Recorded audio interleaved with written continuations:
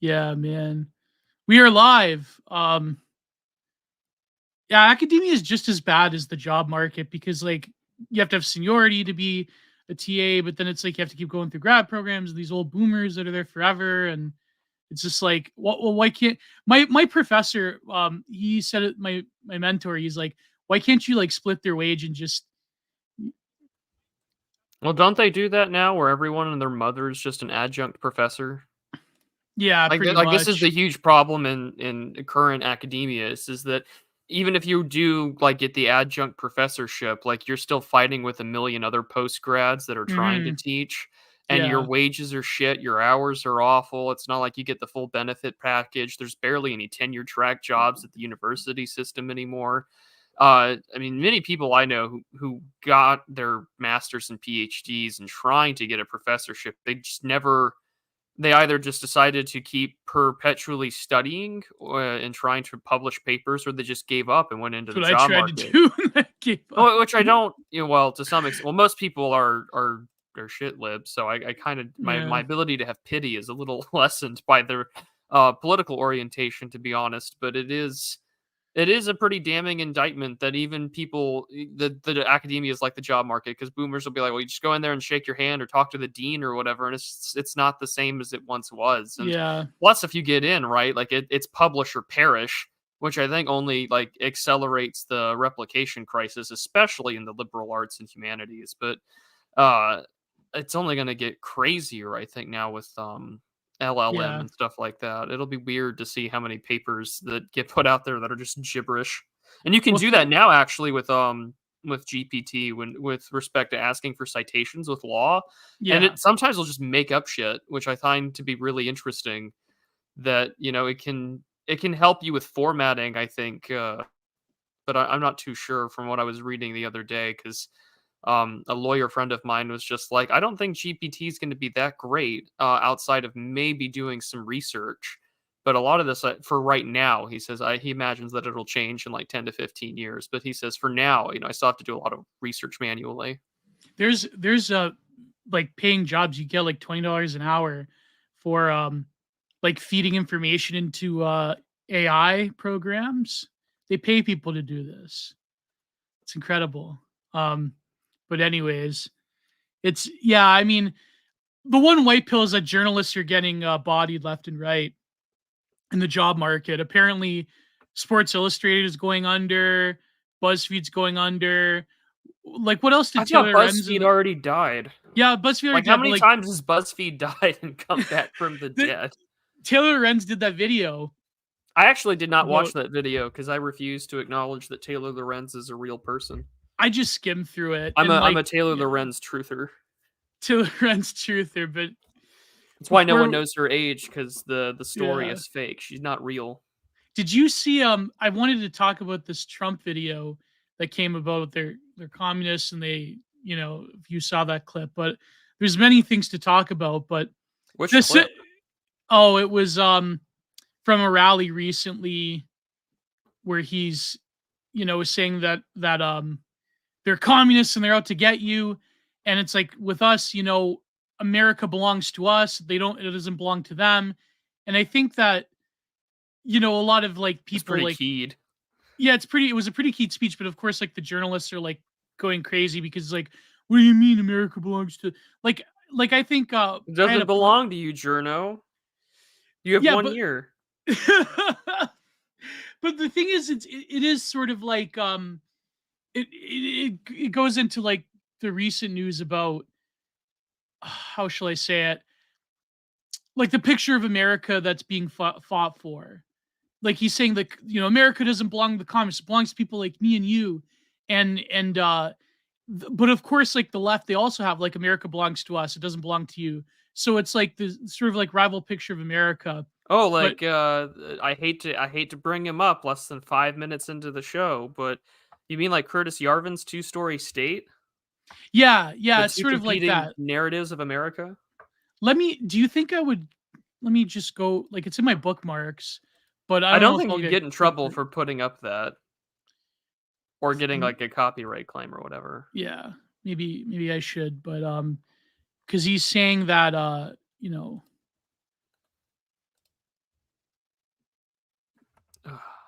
Oh, he's talking about like how hateful and corrupt they are, and then of course like the left is like, they're hateful and corrupt, and it's like this, it's never ending cycle.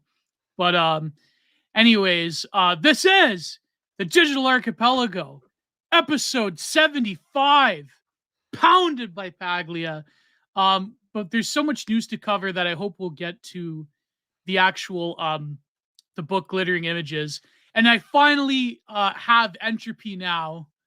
So, if someone can donate, so if Owen Zalesky's there, can you donate something just to like test it? Because I think, what does it do, Prude? It comes up in the donation Yeah, you'll thing. see it. You'll see Yeah, it. yeah, I'll see it on my page. So finally, and we have a lot of people watching on YouTube too. So, I mean, not YouTube, but we have a lot of people watching on Twitter too. So hopefully, you can comment and it shows up on the feed now. So that's like the brilliance of StreamYards. But yeah, it's been a crazy week. We have a lot of news to cover. I wanted to talk about the German thing, but I guess what it's a tip on everyone's mind is what's What happening in is Texas. on what is the German news? Oh, just they're protesting the AfD in the thousands. That was crazy.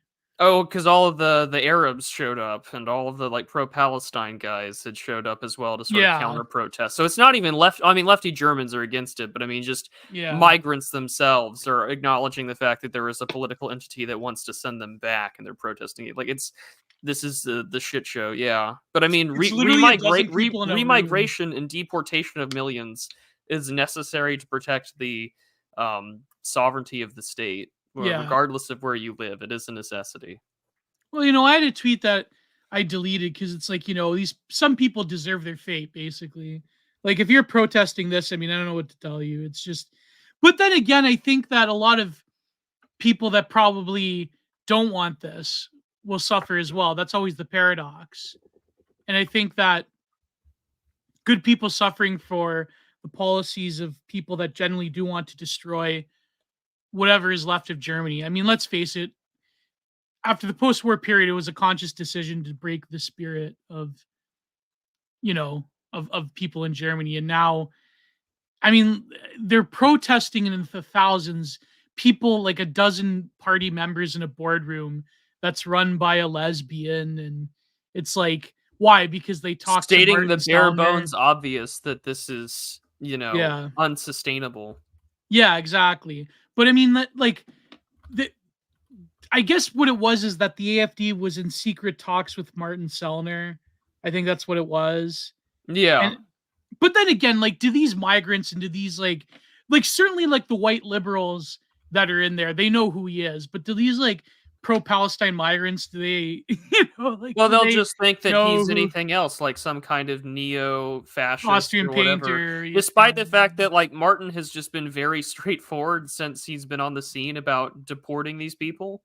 Yeah. Like he's not. I don't consider. I've been on one stream with Martin once, and it was about Prometheanism and like the American interest in places like Poland in foreign policy with respects to like Russia and the Visegrad Group and so on. But he seems pretty straightforward that his interests are just like, no, all these people have to leave. Prometheanism. Did you know that the never mind. I'm just gonna be talking mad smack about a certain Iranian fundamentalist, but he's very pro, I guess because he just hates Muslims so much that he's, pro Israeli. Yeah, it's true, Louise Cachet. The DRS terminal pro wrestling brain. It's very true. Yes, but it does. Anyways, please, now that I have Entropy, you can also donate to YouTube and Entropy, and also have PayPal if you want to sneed those super chats. And I'll listen. Okay, I'm trying to change. I'm trying to going forward. I realize that I have to disrupt Prude less, or interrupt, or I guess disrupt as well. I like how it's in every comment. Let me talk, streams, Prude. But we don't care. I don't give a shit. It's part of the show brand at this point. No, I was making a joke of interrupting you. Get it? Oh, well, I expect it at this point. It's okay. It's like Coach's Corner when before Ron McLean was such a dirty weasel rat. Ron McLean stabbed Don Cherry in the back. Never forgive him for that. But like Don Cherry used to interrupt Ron McLean. I guess Ron McLean got tired of being interrupted by Don Cherry for 30 years. So he used the woke mob to cancel his spiritual and intellectual better in Don Cherry. So yeah, but so going forward, I'll try to interrupt Prude less. And I have entropy, so I've fixed 2 major issues of the show. And also I managed to cuck out on the title by unifying. I saw that. Yeah. I'm so disappointed in you. I'm sorry, but it's like, AA is kind of correct. He's kind of a little bit correct. The titles were kind of out of whack. They don't flow in the playlist. Whatever. I know, man. Listen, you have a chaotic heart as an artist. You Yeah, shouldn't have it's let true. one man call you out. I know, but I'm banking on the cigar stream when my book comes out. I'm banking on this, so I gotta, I know, man. Listen, I sound so scummy by saying that I'm willing to butter up our good friend AA, but because I want to promote my book to his 70,000 followers. So he'll probably have you on regardless. Yeah, true. But the titles kind of didn't make sense. They kind of were chaotic, but I know. Anyways. All right. I know. I feel so terrible. But anyways, there's many things to talk about. The reason the stream is early is because Patrick Casey's going to have our good friend Ora McIntyre to talk about the Texas stuff. The Texas stuff. I was gonna say, was it gonna be something, but it's gonna talk about the Texas stuff. So you're a Texaner, Prude, and you've been vocally supportive of this measure. People are already saying that he's a traitor. Greg Abbott's, he's defying the union and our sacred, wholesome Chungus Supreme Court, and not like other states have defied certain laws when it came to Roe versus Wade, though. That's fine, though. That's fine when they disregard the Supreme Court. But when Greg Abbott does it to secure the borders with razor wire, then, I tend to feel like, to me, what it is, because I want you to have the floor, Prude, but to me, what it is that the razor wire issue is what probably swayed Comey Barrett and other, those other women in the Supreme Court. They were going to be, Sotomayor. I mean, come on. There's not at least a little bit of ethno-narcissism when it comes to you know what I mean? But I think if Greg Abbott were to have built a concrete border wall, it wouldn't have mattered. I think any border wall would have set them off because they would have said that, the migrants are risking their lives. The invaders are risking their lives to go over the border wall. But I think the razor wire bit, given the month previous of campaigning of these videos where migrants are struggling or the child crying in the razor wire, the concertina wire bundle. Yeah, all the really well done media. How did that photographer manage to get a little family inside of a half unrolled bit of razor wire? Just neatly sitting on top of cardboard. Yeah, while sitting on top of cardboard. If you're gonna do psyops, please make them better. Yeah. Give me better psyops, like what happened in 2017 at a certain Las Vegas hotel. Give me better FedOps is all I'm going to ask. But that was that one picture of, was it Syria? Where it's this is a bullet hole and they just put a full bullet casing in a hole. And it wasn't the actual. Oh yeah, the round still had the casing in. I don't know if that was Syria, if that was not more recent stuff, October 7th wise, but I mean, either which way, right? It does illustrate that there are some severe lack of media and logistical understanding of how war works. Oh, look at these bullet holes, and it's just that is just a unused piece of 7.62 that hasn't been discharged, and you put it in a wall. It's a problem. Again, we deserve better psyops. Is all I'm saying. We deserve better ops. 7.62 is the AK round, right? Yeah. Then what's the NATO one? The 5.56. 5.56 NATO. Yeah. Um, I thought that concept that that Israeli company had with the ACR, where you could like have a kit that transforms it into the AK round. I thought that was a brilliant concept because like AK ammunition is plentiful throughout war zones in the world, and also for special operations, you could like mask your activity because you know people would notice if it was the 5.56 NATO, whereas the 7.62. Like, what happened to that? The ACR, like, it just flopped. Like, you're a gun guy, Prude. Yeah, but I don't actually know the answer to this one, so I couldn't tell you off the top of my head. I Although thought it was a the brilliant design concept. itself doesn't surprise me, considering outside of the Eastern Bloc, the Israelis have the largest stockpile of Yeah, Soviet military equipment, or at least in terms of munitions. So yeah, because that's what I mean. Like, if you had a gun that could use AK ammunition, like for special forces, I think that was a brilliant concept. But well, even in the Second yeah, World War, the British Sten gun was designed so that you could use MP40 magazines. yeah, yeah, So I yeah. mean, That's it all right. That's depends. crazy. Yeah. But All depends. anyways, So, well, we also have to make it clear with respect to this Texas stuff that what had occurred was that a injunction was this wasn't like a hearing before the court. This was just a there was no majority injunction. opinion. Yeah, there was no like big opinion that was given by the justices. This was just a simple 5-4 vote, simply saying that the federal government has the authority to basically just tear down the razor wire that has been put up by the state of Texas along the U.S. Mexico border. This is in the midst of the state of Texas doing their actions with the Texas State Guard, the Texas Department of Public Safety, that we are going to defend our border because clearly the feds are encouraging the open flouting of the law and to not do anything that serves American interest.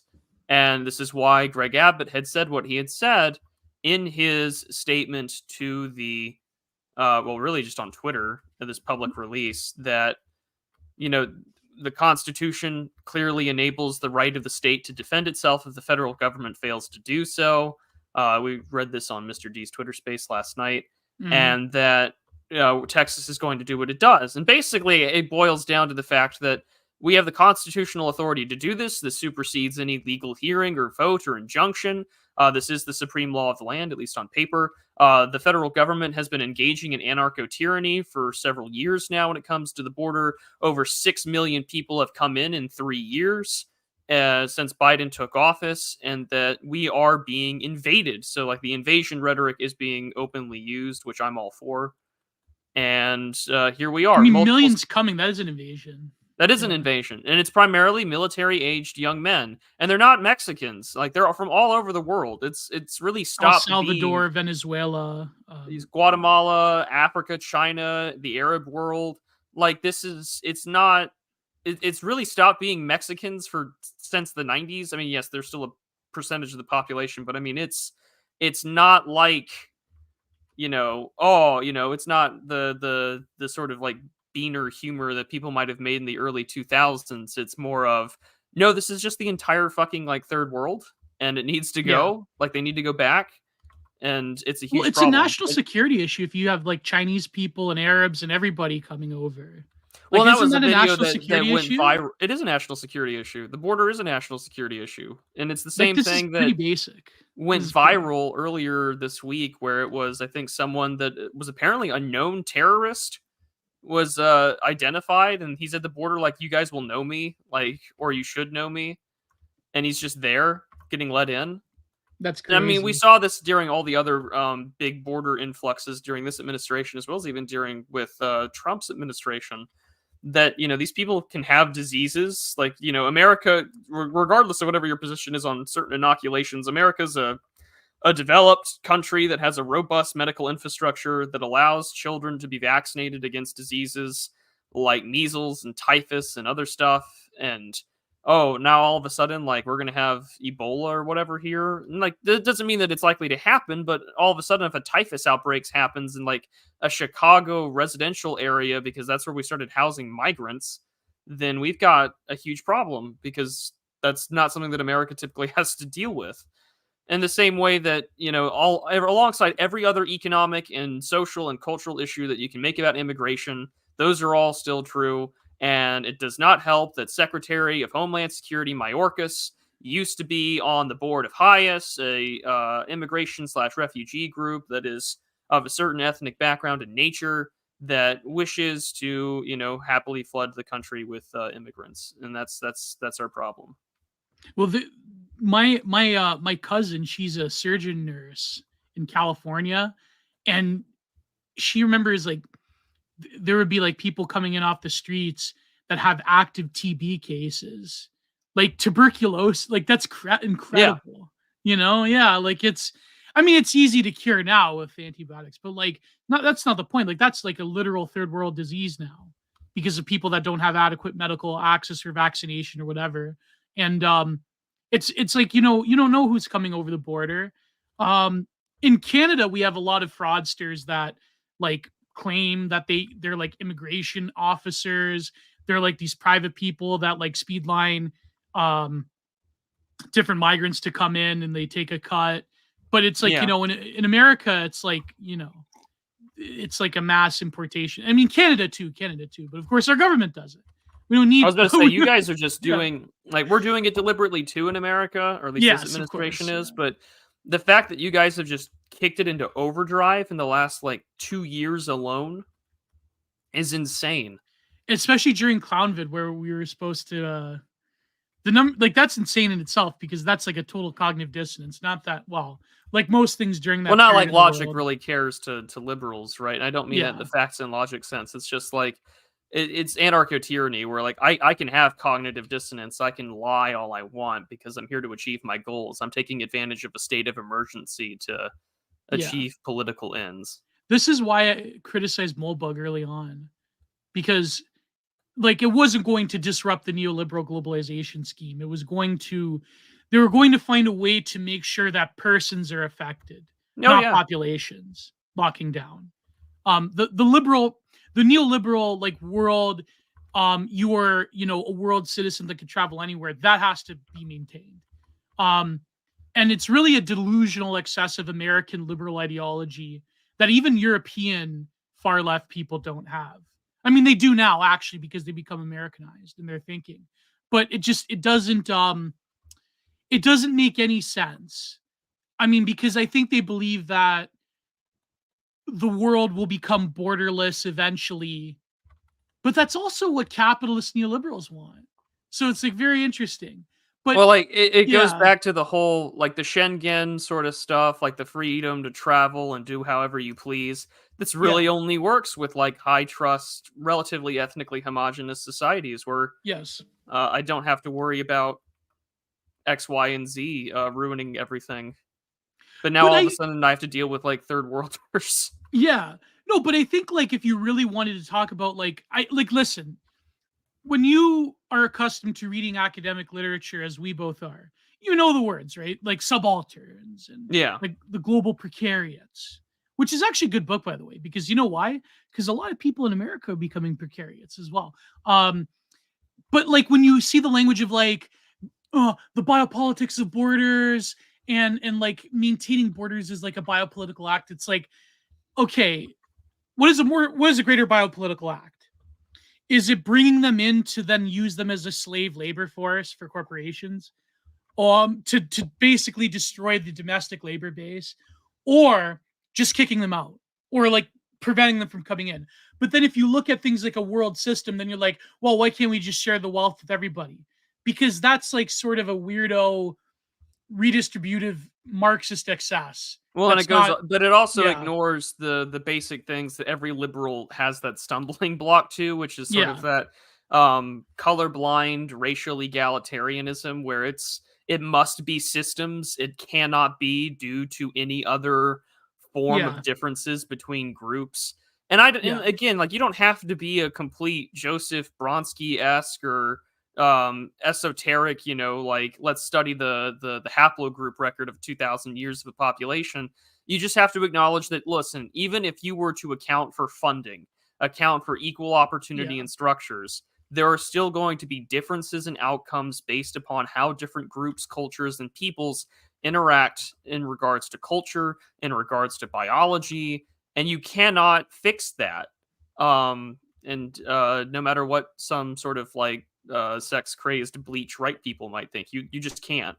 And so at the end of the day, yeah, you can say, oh, so we're going to share the wealth. So actually, what you're going to do is you're just going to reduce another population into a much larger open air favela rather than acknowledge the fact that some things just don't work. But again, they would rather bring you down because you could rebel against it or you could say no, and we know how that always ends. Yeah, and I think that what people need to realize is that, I mean, it is a common point, but I mean, I think you have to connect the dots a little bit in that both Marxists, in a classical sense, and what I would say, which I call in my book, like the left side of neoliberalism, they both share a common assumption about the nature of man, which is that at the base, as opposed to the superstructure, man is an economic being.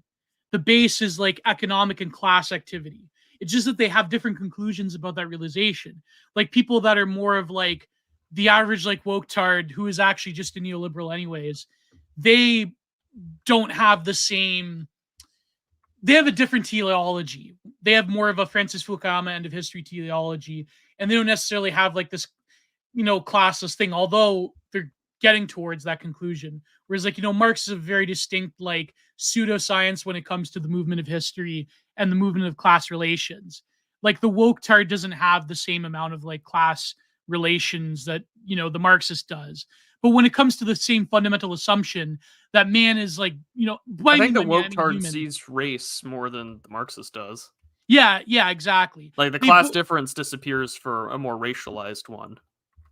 in some sense, yes, yes, but they both assume though Oh yeah, they that they both have that classist assumption. there's, yeah, exactly, there's no difference between human beings. Although the one, they believe it's like a selective nihilism thing. They believe that there's actually racial differences, but if you talk to like the white liberal, they don't. But the vast majority of people that are in that progressive coalition clearly believe in racial differences. They just Yeah. don't believe it the same way that Steve Saylor does, or that or the way that George Sorrell did. You know what I mean? Like they say that, oh, actually we're the same beings, we're all stardust, or we're all made up of class relations and material conditions, right? But yet they'll still like have, But even people who say that, right? Like you already know who those types LGBT are. race communism, yeah. Well, yeah, and that's predominantly either A, white liberals, or B, Marxist academics. Marxist academics. Because even when, say, Yeah. it, for instance, like the dismantler phenotype, right, or something like Yeah. that, Yeah. those people can be Marxist academics, but they're also like, well, I'm a Marxist academic, but I'm a Marxist academic in the sense that like I want global race communism to affect my race, whereas for like the white liberal, it's more of like a nihilistic suicidal ideation where Hmm. like because I am evil, because I am like the root cause of like these other problems, it is better for me to just like see the extinction of either the self, the auto amputation of like my own brain, Or the or civilization we produced, yeah. the civilization we produce, but also like if I, if it, almost in this sort of sick penance, like if I can reduce my quality of life to favela and to understand how they've been, they'll Yeah. be like it's like when Boys in the Hood came out in the 90s, right? Like even like black television made fun of this where white libs will see these movies and shows which are just basically like projects porn, like, oh man, I had no idea Section Yeah, 8 was so indigenous people had bad. that too with Adam Beach movies. Yeah, exactly. And Yeah. so it's just all of a sudden it just turns into like, we had no idea, we're so sorry, and it just turns into like a guilt complex that then becomes a weaponized media institution alongside academia to just simply say, all right, if you feel bad, we're going to purposefully encourage you to just off yourselves academically, civilizationally, economically. You will accept the third world. You will accept the favela. You will accept the quote unquote trad wife that is like 5'3" and 200 pounds and go from there. Well, As accept the she, degradation of life. Yeah. well, they'll accept it and they'll say that that's a good thing because it's quality of life in civilization is bad, actually. And that's Yeah. why I always call leftism just suicidal ideation on a civilizational scale, because I don't know how else to describe it other than these people want to kill themselves, and that's not good. But again, they want it so bad because they think that it's progress. It's the perfect mixture. I want to end the world, but also I think that if I end the world, I will achieve utopia in this sort of very heretical like Kiliasm, where Frankish Gnostic sort of thing. rather than bringing like Christ on earth, right, for like 1,000 years to reign before like we beat up the devil, instead it's going to be 1,000 years of this like beige dystopia, but somehow it's all going to be fine, and that's where we end up. It's the direct. This is why I sort of disagree with the Nietzscheans, is that it's a direct inverse of the Christian message when you really think about it. It's, you know what I mean? Like it's a sort of like a telluric force that is rising from underneath rather than above. You know, if that makes sense in a spiritual level. But also, I think that what's very interesting, Prude, I want to get your thoughts on this, is that if you look at the majority opinion, right? Look at someone like, okay, Sotomayor and Contagia. What's her name? Kagan. Oh no, Contagia Kentucky Jackson Brown. Yeah. Oh my God, bro. Don't get me started. If you look at look at Kentucky Jackson Brown and Kagan. Okay, Elena Kagan. Yeah, but what's the? I just said her name, Sotomayor, right? Look at those three. And Sotomayor was explicitly written I think she was from Harvard Law School, if I remember correctly. Yes, And yes, she when was. she Yeah. was nominated, I think a professor from Harvard Law wrote a letter to the president saying, pick Kagan instead of Sotomayor, because Sotomayor, he basically said in the nicest way possible that she's retarded. And Obama, you mean? Well, no, this law professor. Oh, It okay, was yeah, like wrote to saying, Obama, listen, yeah. please nominate someone else, because this Then is not a Kagan. good pick. But this is the thing that liberals understand, and even Trump talked about this the other day, which I thought was like surprisingly cogent, where liberals know why they're there. Like, if you're a Yeah. liberal judge, you are there to ensure liberalism survives at the Supreme Court. And I just don't mean like liberalism in the abstract sense. I just mean like the democratic progressive agenda. You hold a political office. Yeah. Whereas the conservatives that get nominated, they're there for the explicit purpose to quote unquote do their job, Defend the Constitution. and that means sometimes we have to rebel against the person who nominated us, or the conservatives in general. Yeah, like Roberts. Oh my God, Like I Rob. hate him Well, I so mean, even much. Justice Soter was nominated by George Bush, Yeah. 41, and he's a well-known liberal on the court. Yeah. And so this is just something to consider in the backdrop of all this, is that one side is cucked by their principles and the other just knows that they're there to wield power and to rubber stamp like Yeah. their guy's agenda when it comes to it for the next 40 years. But what I mean, Prude, is that if you look at Kendaja Jackson Brown and Sotomayor and Kagan as well, if you want to talk about like ethno-narcissism, but look at those three and look at Amy Coney Barrett, okay? Now, they arrived to the same conclusion, which is that this border wall, the concertina wire is evil. But they arrive at it from different conclusions. Sotomayor is clearly looking at it because of, let's face it, ethno-narcissism. Jackson Brown, ethno-narcissism. Kagan, ethno-narcissism. Amy Coney Barrett, typical like conservatard, race blind, wholesome Chungus, we are the world, mother of Guadalupe, these people are poor, innocent.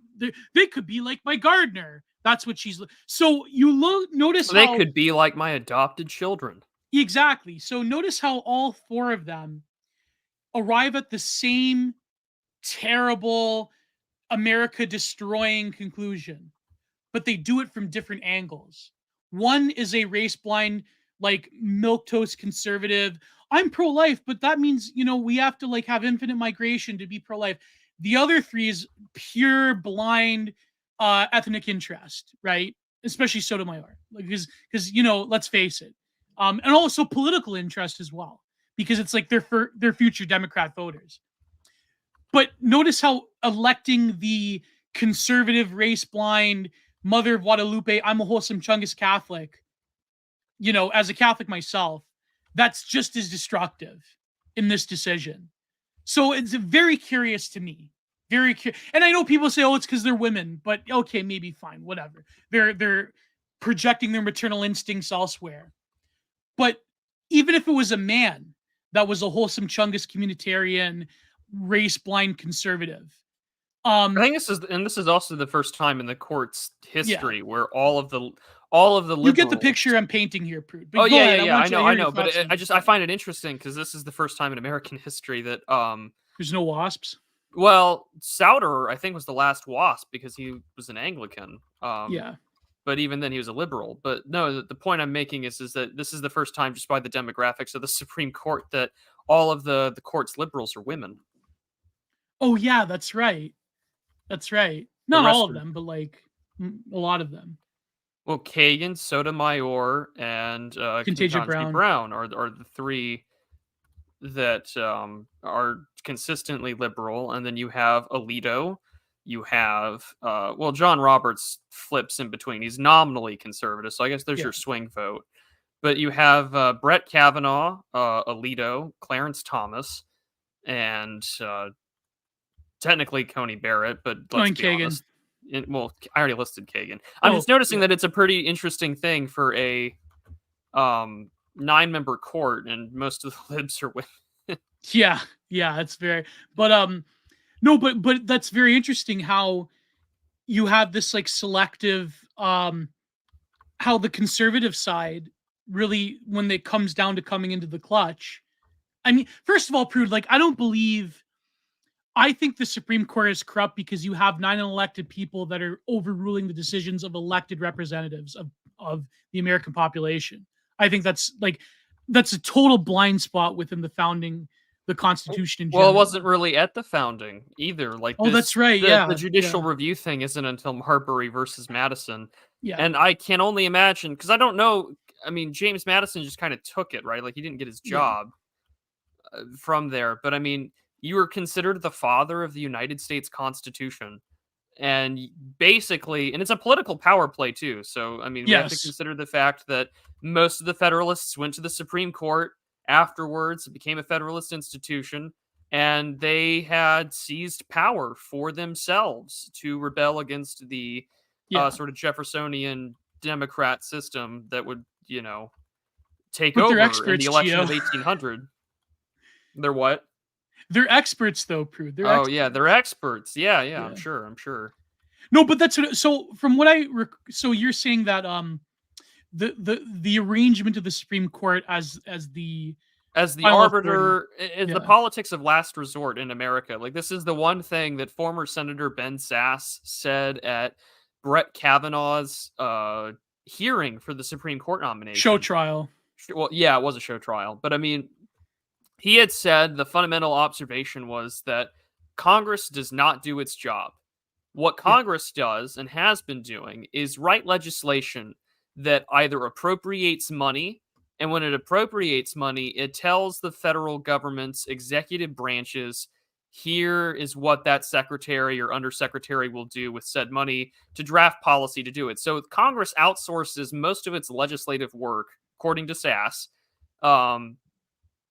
to the executive branch of the government.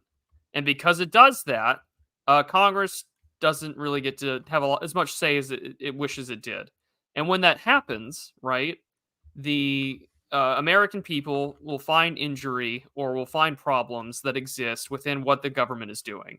And because Congress doesn't really do its job, what happens? Well, the people go to the Supreme Court of the United States because for the average American, that is the politics of last resort. And it's also the place where social change gets legalized. So once you hit that magical 50% plus one type deal, you automatically will see the Supreme Court typically go one way or the other. Now, there is notable exceptions. The reversing of Roe v. Wade was actually a difference in that. Yeah. But traditionally, right, like with gay marriage, 2015, you've definitely got the over 50% plus one type deal at that point. So gay marriage gets legalized. Well, And one everyone judge gets their, overturned the California vote. One judge, one yeah. activist judge. And so you have, well, I mean, the whole Prop 8 thing, too, that's a whole other shit show. Oh god, yeah, where they were. You mean when gay guys were calling black people that one particular word, black churches that were protesting? Yeah. Yeah.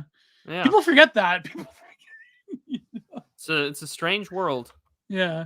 No, but that's what I mean, Prude. It's like, but that's even that's a word to me. That's worse because that's a total dereliction of duty by Congress. Well, it is, but again, America stopped having a nation of statesmen and people who thought to do the right thing decades ago, and there's some external causes to this. Not everything is just this like grand meta narrative of subversion, although there's a hell of a whole lot of that. Oh, But yeah. also, like, the power of the executive radically changed during the Great Depression. Like, we still haven't recovered from the revolution that was the long night of the Great Depression in FDR. We have not. And I will tell people to read The People's Pottage by Garrett Garrett to understand what that was like. Secondly, is that the advent of the Cold War, and especially the development of nuclear weapons, it doesn't matter if you think they're real or not. I know some people think they're fake, but neither here nor there.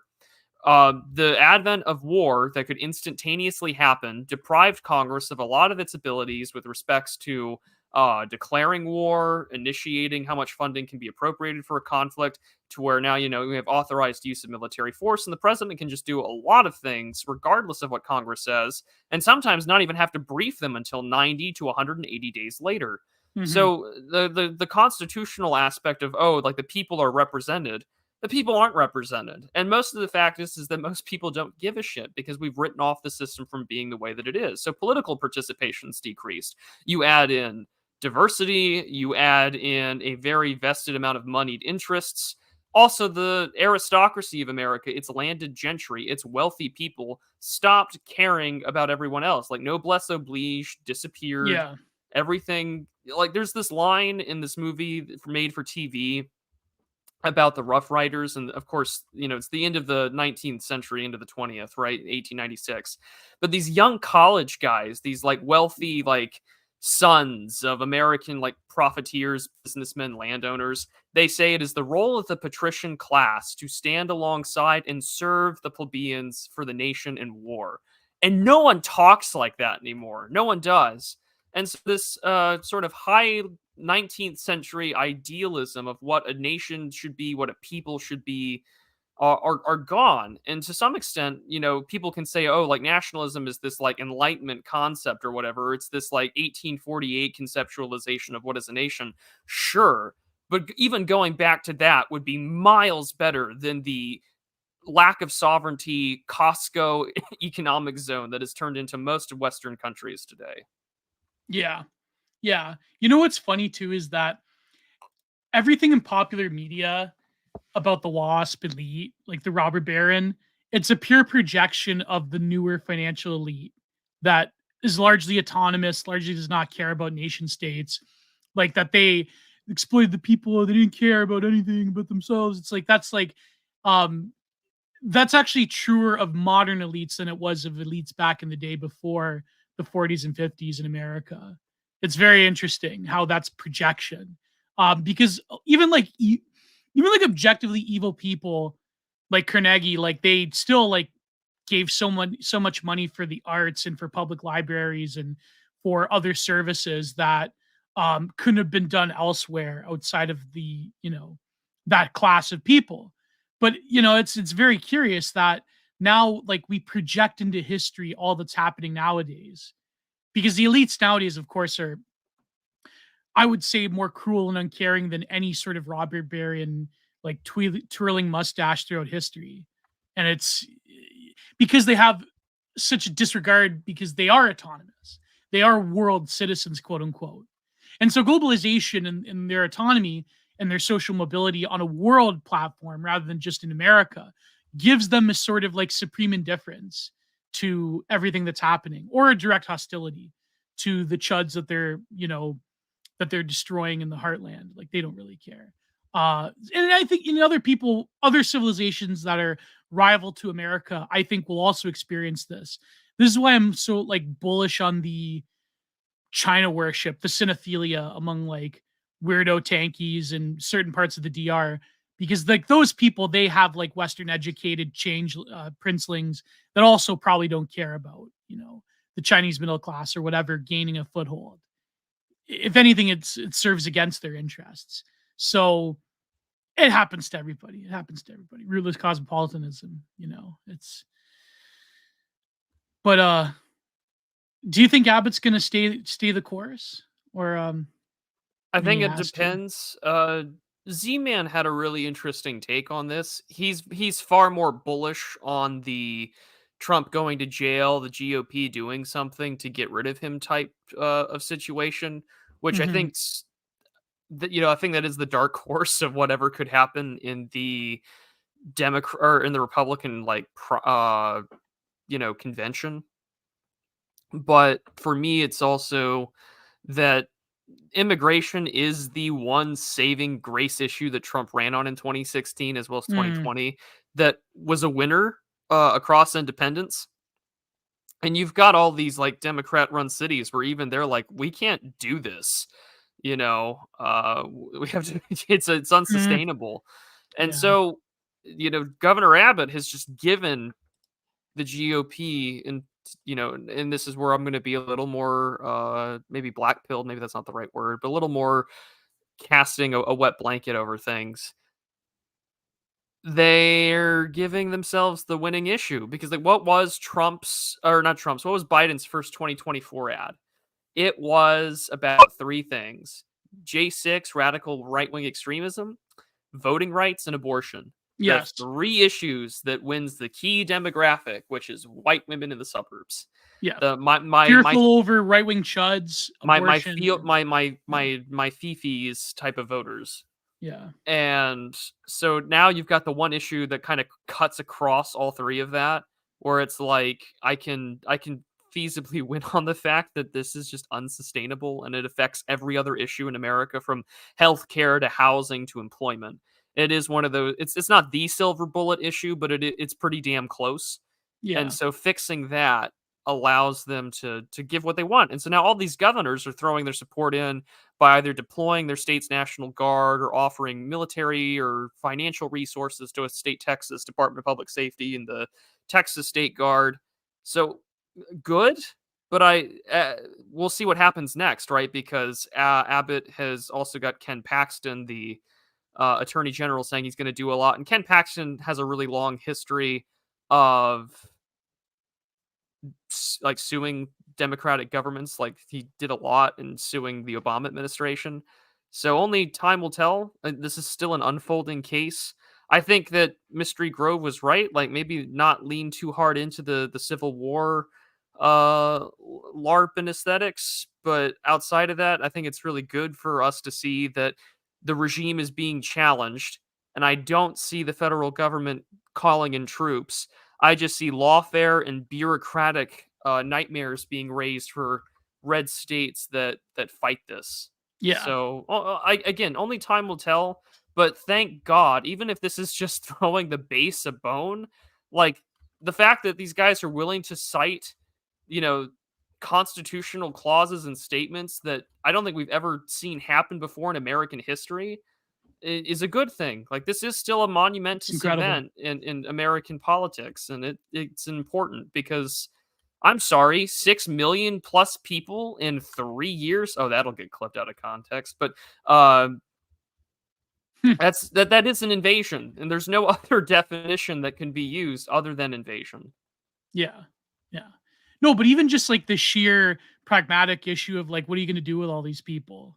In terms, America is fraying social services anywhere outside of, like even in major cities. Like it's very much similar to Canada in that sense. So, what's so funny? There was this video by that, I don't want to swear, by Peter Zion about, well, you know, Canada's in a good position if America goes rogue and steps off the world stage because they have so many new immigrants. But the problem is, like, what are they going to do with the resources? And it's like, I hate this guy so, like, just unironic neoliberalism. But like, if America decides, he's like, the only problem is if like America decides to close itself off with isolationism, then those evil right wing trumpling chuds are gonna like invade Canada or something. It's like, you know, so yeah, I would revert back to like the Anglo jingoistic filibuster kind of character yeah, if it meant that like we could save Canada. You know, we'd yeah, be playing Stan Rogers songs as we like drive an M1 Abrams over like the Canadian border and, you know, sing and tell George Grant that we have returned to de-Americanize like Canada and we're going to return it to its like proper French Anglo yeah. roots and there will be no more you know, curry stands on the side of the street in Montreal. Like we'll do the needful and then we'll leave. Well, yeah, I think that you could probably sell Canada as a national security threat if the Chinese have so much influence over the Liberal Party. You could probably do something like that. But it's I say uh, that half in jest, chat. I'm not like a pro. I'm not really thinking that we should do that. Although it'd be fun to watch. it'd be fun It'd to be fun to watch. take that movie Canadian Bacon and make it real. Canadian bacon. That was a great movie. No, but you know what's funny is that's sort of like Ironically, Canada. though, Canada could do the same to America by saying, like, listen, the Yeah, Democratic Party is controlled either by China or it's controlled by like the cartels. This is clearly a national security threat to us and our existence. We are calling on a multinational coalition to invade the United States and repel its like you know Mexican influence. Because like this is there the was a shit show libtard with that did that, but like with Trump and like right wingers. And there well, was you an know, article about that, how Canada should join with other nations to I'd love to see them yeah. try, but No, I reviewed it. I have video on it. oh, no, I know. I'm just saying that, like, I would like to see these people try and invade the United States. That'd be very. Yeah, I want, like, see, this is the thing about Red Dawn is that, like, it was never going to be the communists that come. Well, it would be communists that come over, but it's never well, going to be like the Reds. It was just going to be like a bunch of like Democrats. libtarded bureaucrats from like the European Union that wants to like free America from itself, like an abusive like spouse. Yeah, the There's some white helmets are going to invade America. I hate the Antichrist so much. I hate the Antichrist. But you know, on a serious point, though, there was a great thread. It wasn't a thread; it was a long post by Jefferson Lee. Jefferson Lee. You know, he co-hosts with Josh Neal. Um, Yeah. I know who Jefferson Lee is. he had a great thread where he said about Poland, the recent thing with Poland and the gay marriage thing is very similar to Canada. What George Grant, and I think Jefferson Lee has probably read George Grant. This is because it smacks I think very everyone similar. should read George Grant, even if you're not Canadian, because like Yeah, George Grant basically just details like as globalization comes, the superpower that we happen to live right next to is replacing the culture of our own people. And he's lamenting the death of that and he's trying to fight back yeah, against it. And I find that to be very admirable. yeah. It's like I remember I had this great comparative politics teacher in university when I was in grad school when I was doing my poli sci MA. And he's a very I shouldn't mention him. He might get into trouble. Because he's a very well-known China expert in Canada. He actually That's all you have was to say. if you look up what's his name, Professor Burton, he writes in the Globe and Mail. But he was there during the Cultural Revolution back in the 70s. And he like worked with the Canadian consulate. He writes for the Globe and Mail quite regularly. Charles Burton. And he said, I remember one time we were reviewing Lament for a Nation, and at the end, he goes, "Well, you know, Gio, it's a lament. It's a lament. What are you going to do about it? It's a lament." I remember him saying that. It's That's like, just sad. yeah, it's sad. Yeah. But no, but you should read Birth of. Oh my! You should read Lament for a Nation. Oh, that was almost a phrase there. Oh, I've never actually watched Birth of a Nation. I've never watched that. I've actually never watched it. Apparently, you can find it on YouTube. You can find the whole thing on Wikipedia. Yeah, yeah, but Lament for a Nation, you should read it, because what happened to Canada actually is what's the same process that's happening throughout the world. And the Jefferson Lee thread on Poland was great.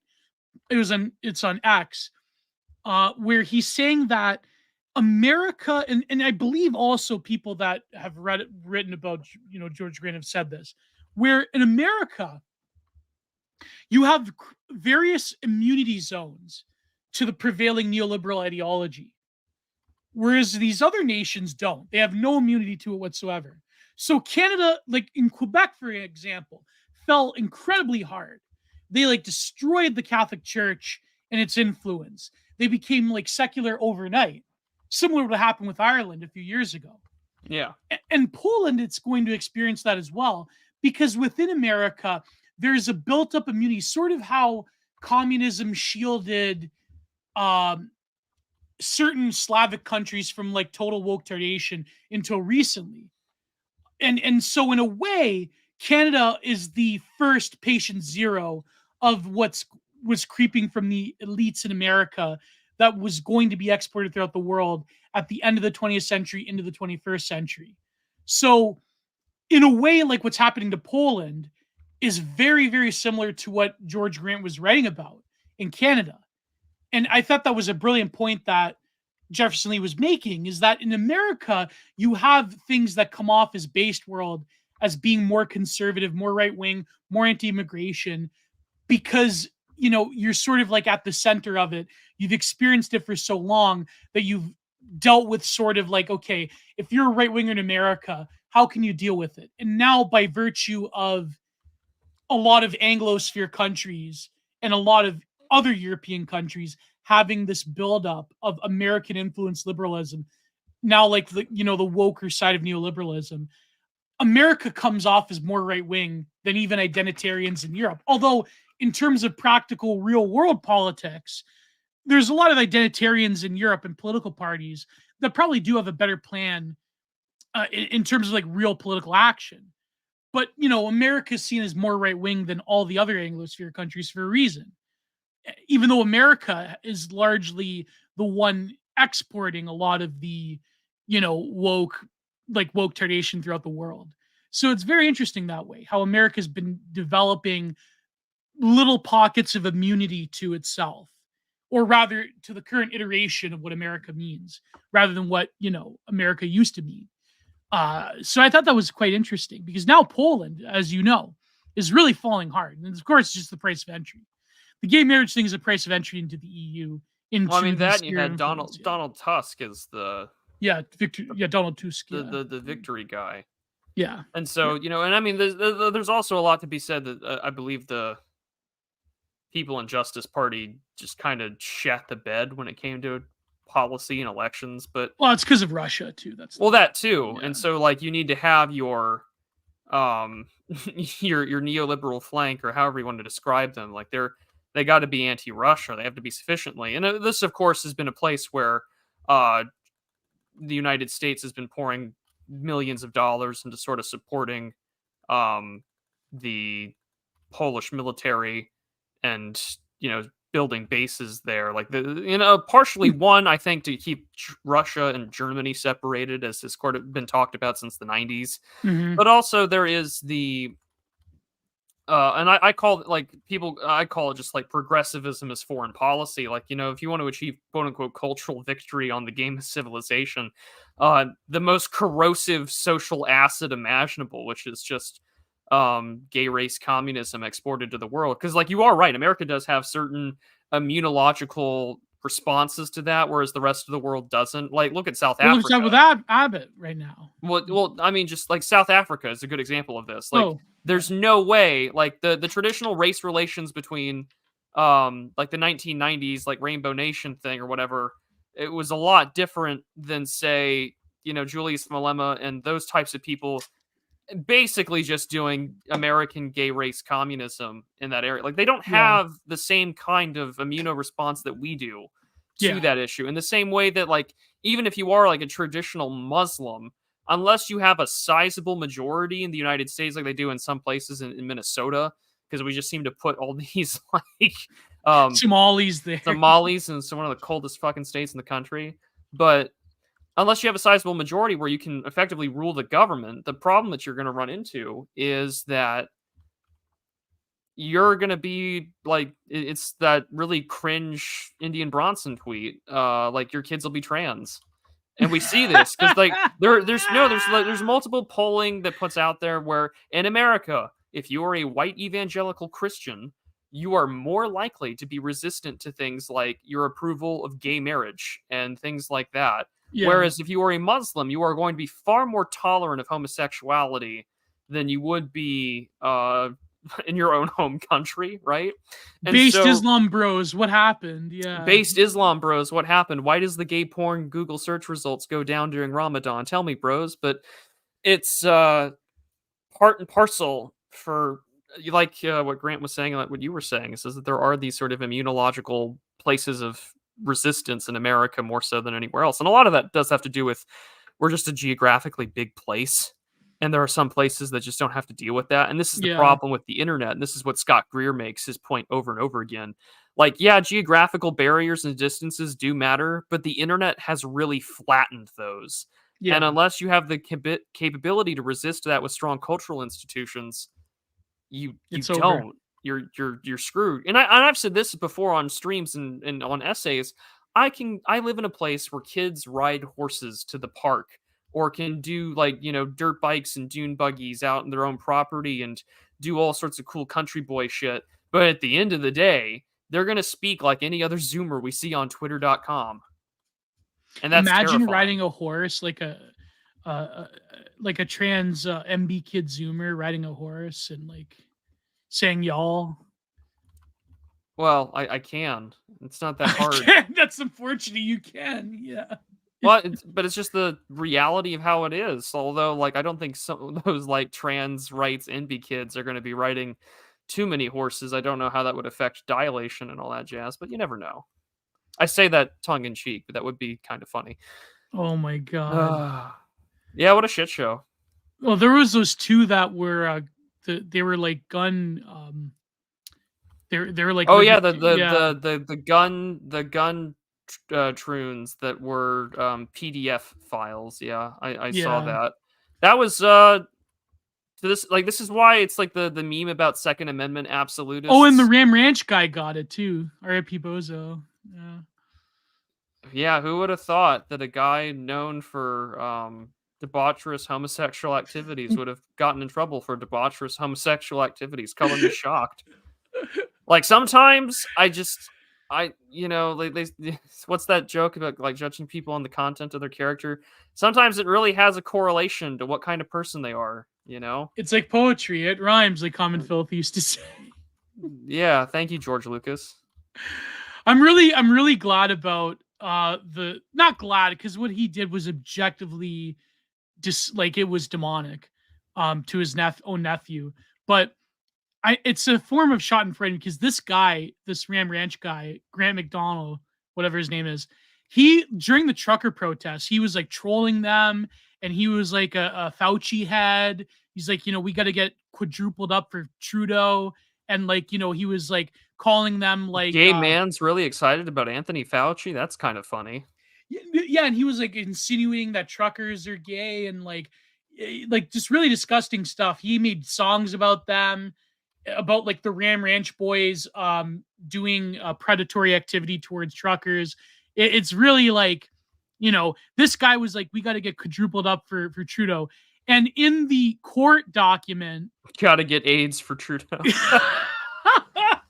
He said that he's being persecuted for doing unspeakable things against his nephew because of anti-jabbers. Good God. Like total delusion. And it's funny because the guy, when you listen to interviews with him, like I know this type that lives in, like they usually live around Vancouver. They have that like very like lowbrow hoser Canadian accent, but like a gay twinge about it. Like it's crazy. It's incredible. We live in very interesting times. But You mentioned George Lucas, so I think that's a good point to transition to the Paglia book because she writes Well, I about mean, the George Lucas was the one who said it's like poetry, it rhymes. Common yeah, Filth got it from Lucas yeah, was my yeah. point. But yes, I guess that is a good point to transition to Camille Paglia. I still love her rant or her description of episode 3 of The Revenge of the Sith. I don't know. I don't actually follow her all that much or any of her work. So that rant is stuck in my head as this like little unadulterated bit of Kino that I associate with Camille Paglia. Not that I've read her for anything else. I just know her as that person that people like to cite every now and then when they want to be like edgy rad femmes or whatever. You haven't read Sexual Personae? I have not read anything by Camille Paglia until you told me that we were going to talk about glittering images.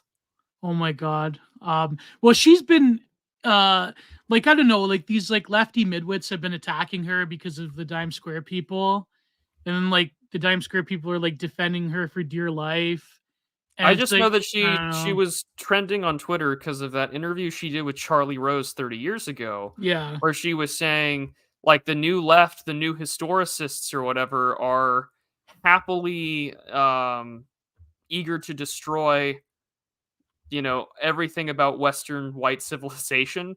And apparently that's edgy and that's bad, yeah, even though she was 100% right. yeah. It's like materially true, but you can't admit to it because it's like Well, you could say it 30 years ago because that was like yeah. when Charlie Rose was still on the air in the No, no. But what I mean is 1990s. like the leftoids, they have no response to it. They're like, yeah, you are correct, but it's evil and racist, and you. So wait, you say that you want to destroy Western civilization with like new historicism and everything. They're like, yeah, yeah, we do, but you can't say it though. You can't say it. I mean, we do want to do that. We do want to destroy Western civilization, just like you can't say it.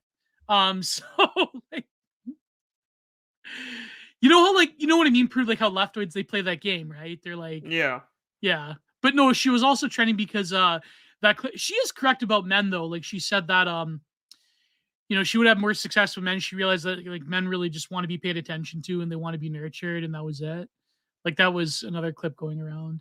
But anyways, let's get to it. I have The let's go PDF. with what you wanted to read first because I wanted to read Uh, the one Jackson Pollock painting. But just need those super chats for this Kino content.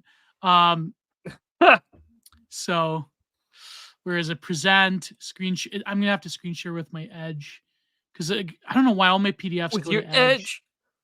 Yeah. Was No, that where tweet is real it? that everyone was joking about, where it was like Microsoft Edge? Because they replaced Internet Explorer with Edge for those who don't use Microsoft products. But they're like, Yeah, tell us about the times with you and Edge, and it was like a hashtag Edge or edging or whatever. that was And like real. this tweet that was real. Yeah, they had to Oh delete man, it. that's so funny. I love Yeah, the fact that that was the case. Like, listen, guys, we're gonna talk about edging, yeah, and it's just like, oh, we meant this as like this is why you have like if you're gonna have something that's a good language bit to make it into a verb, make sure it's not associated with anything sexual. Like yeah, myself, what's the word I'm looking for? Oh yeah, like I'm googling myself. Well, okay, you're looking yourself up on the internet. I'm edging myself. Like, don't talk to me. I also have a PDF of a book I'm citing for my book. We have to read chapters from this. Lewis Prude. Bodies out of bound, fatness and transgression. You want to read that, Prude? Next I feel like VA. that's a little personal for you, Gio. It is a little bit personal, but it's. I feel like we already did an episode about fatness. We reviewed those 3 movies. Oh yeah, that's right. Yeah. She also has a review of John Chrysanthemum. Oh, I can never say his Sky name. of Gold, St. John Chrysostom. That'd be interesting to read. Yeah, we'll read that after the Revenge of the Sith one. Now, keep in mind, I've only watched one. It was because my friend dragged me to it. When it came out, the new Star Wars with Rey, the first movie with Rey. But I have to admit, I've never liked Star Wars. I always thought it was trashy, and I was always a Star Trek guy. I think that's why. Because I never grew I up in a Star Wars household. My household was a Star Trek household. So I've never. I grew up as a Star Wars fan, and I liked it as a kid. It wasn't until I was like a teenager did I really, in college and stuff, did I really like Star Trek. I like both. I like Babylon 5. I like Battlestar Galactica, Oh both the yeah. new and the original run. I liked uh I liked Farscape a lot. Oh yeah. And the one great Kino season that we got, of course, of our which we'll never get back. But we got some movies that sort of concluded it. But anyways, yeah, the Red River, George Lucas, Revenge of the Sith. Which I mean, cinematically is a very great, incredible shot. So, who is the greatest artist of our time?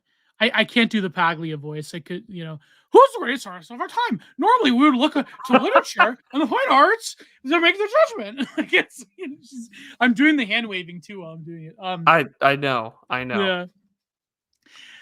Normally, we would look to literature and the fine arts to make this judgment, but pop art's happy marriage to commercial mass media marked the end of an era. So this is classic.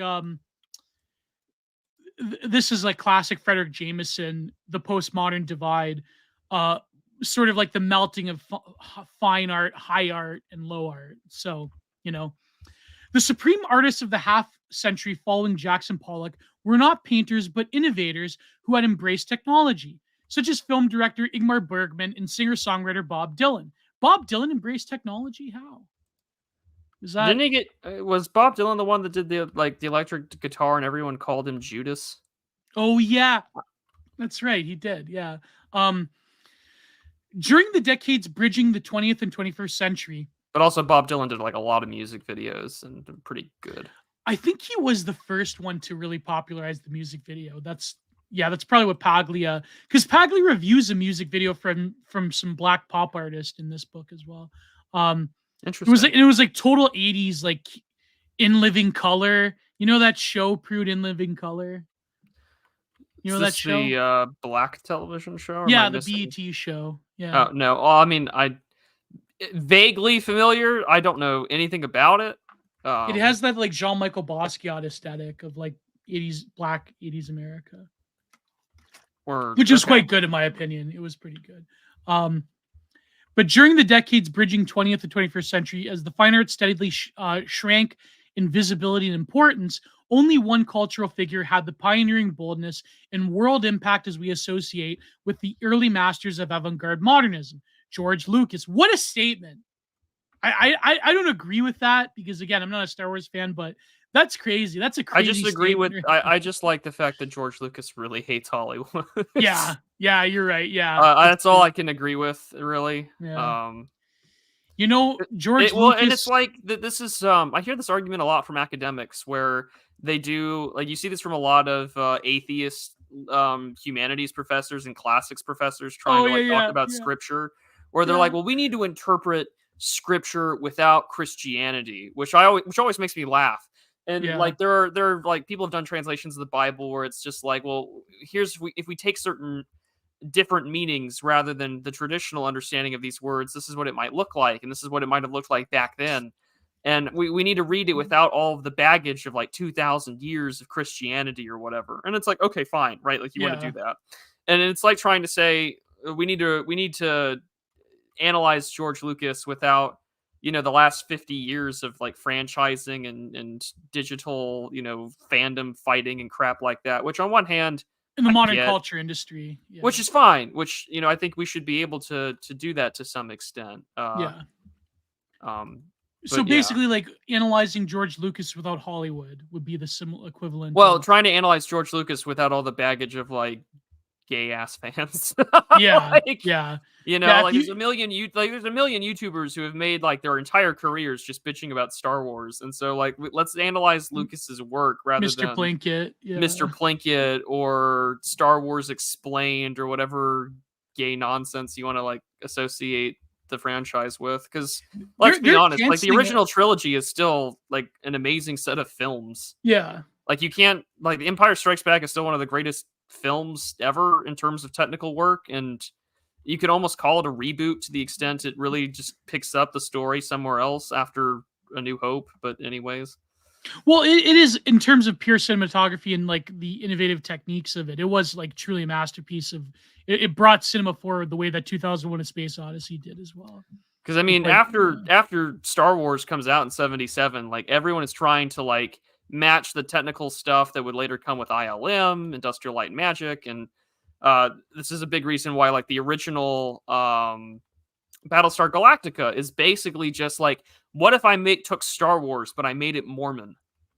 oh my god, Because if you yeah, watch the yeah. original, it came out literally like 2 years after Star Wars comes out, 1979. Roy Moore, or not Roy Moore, Ronald something, but he was yeah, he was a practicing Mormon. He took an interesting concept and he put his religion into it and gave you a pretty cool sci-fi story in a sort of like film narrative sense, where the opening episode of that show was a movie, and it was like pretty competent for what he was working with in Hmm. terms of models and like it wasn't Star Wars' budget, but damn, it was pretty good. So yeah, I mean, like he really did revolutionize the industry. Yeah, but that's what I mean. Like it's yeah, you have to give credit where it's due. It's just that I don't know. I've never had that thing with Star Wars. I mean, I asked my old man about it. He goes, "Yeah, when I was a kid in '77, it's like I wasn't interested. I was watching other things." But George Lucas, an epic filmmaker who turned dazzling new technology into an expressive personal genre. The digital revolution was the latest phase in the rapid transformation of modern communications, a process that begins with the innovation of the camera and typewriter and the debut of mass market newspapers, and would produce the telegram, telephone, motion pictures, phonograph, radio, television, desktop computer, and internet. Except for the futurists and surrealists, the art world was initially hostile or indifferent to the massive surge in popular culture.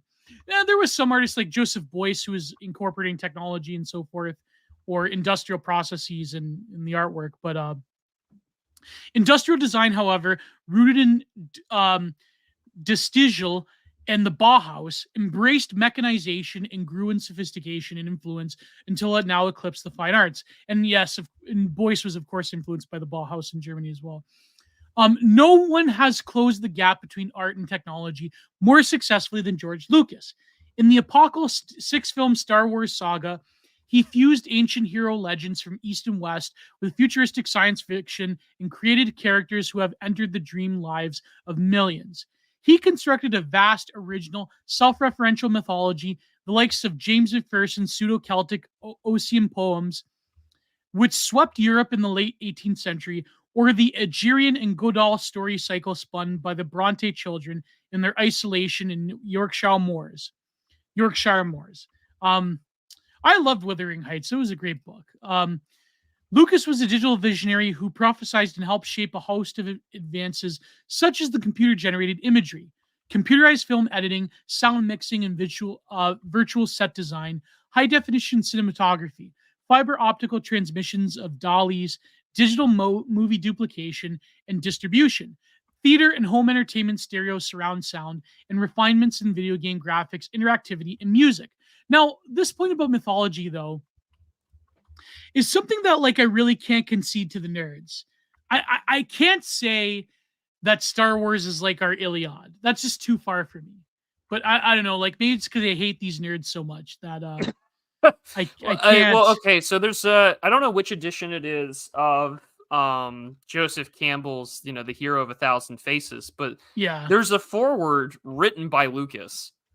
And so Yes. the mythology point to me is just that Lucas took the monomyth thesis of Joseph Campbell, which has a lot of issues, but he turned this thesis into technique to a point Yes. now, and Lucas is primarily responsible for this, turning the monomyth thesis into the de facto technique for the American filmmaker for Hollywood schlock. And people have Xeroxed a Xerox copy of that to a Yeah. point where they can't read it anymore and they don't know how it works. And this is why like you have some really shitty movies being made these days where they're trying to do the hero's journey, but they can't show and depict women struggling. So we've got problems. This is why like modern film sucks in a lot of ways with these kind of stories, but that's a whole other sidebar discussion. But he is responsible for using Campbell to make it a technique and to make it for what it is. And so, yeah, a lot of these sort of like mythopoetics exist. I don't know what constitutes our Iliad or our Odyssey or even our Aeneid. I don't know. I don't know if I want to give Star Wars that much credit. Right. Because I don't think Star Wars holds a fucking candle to any of those stories.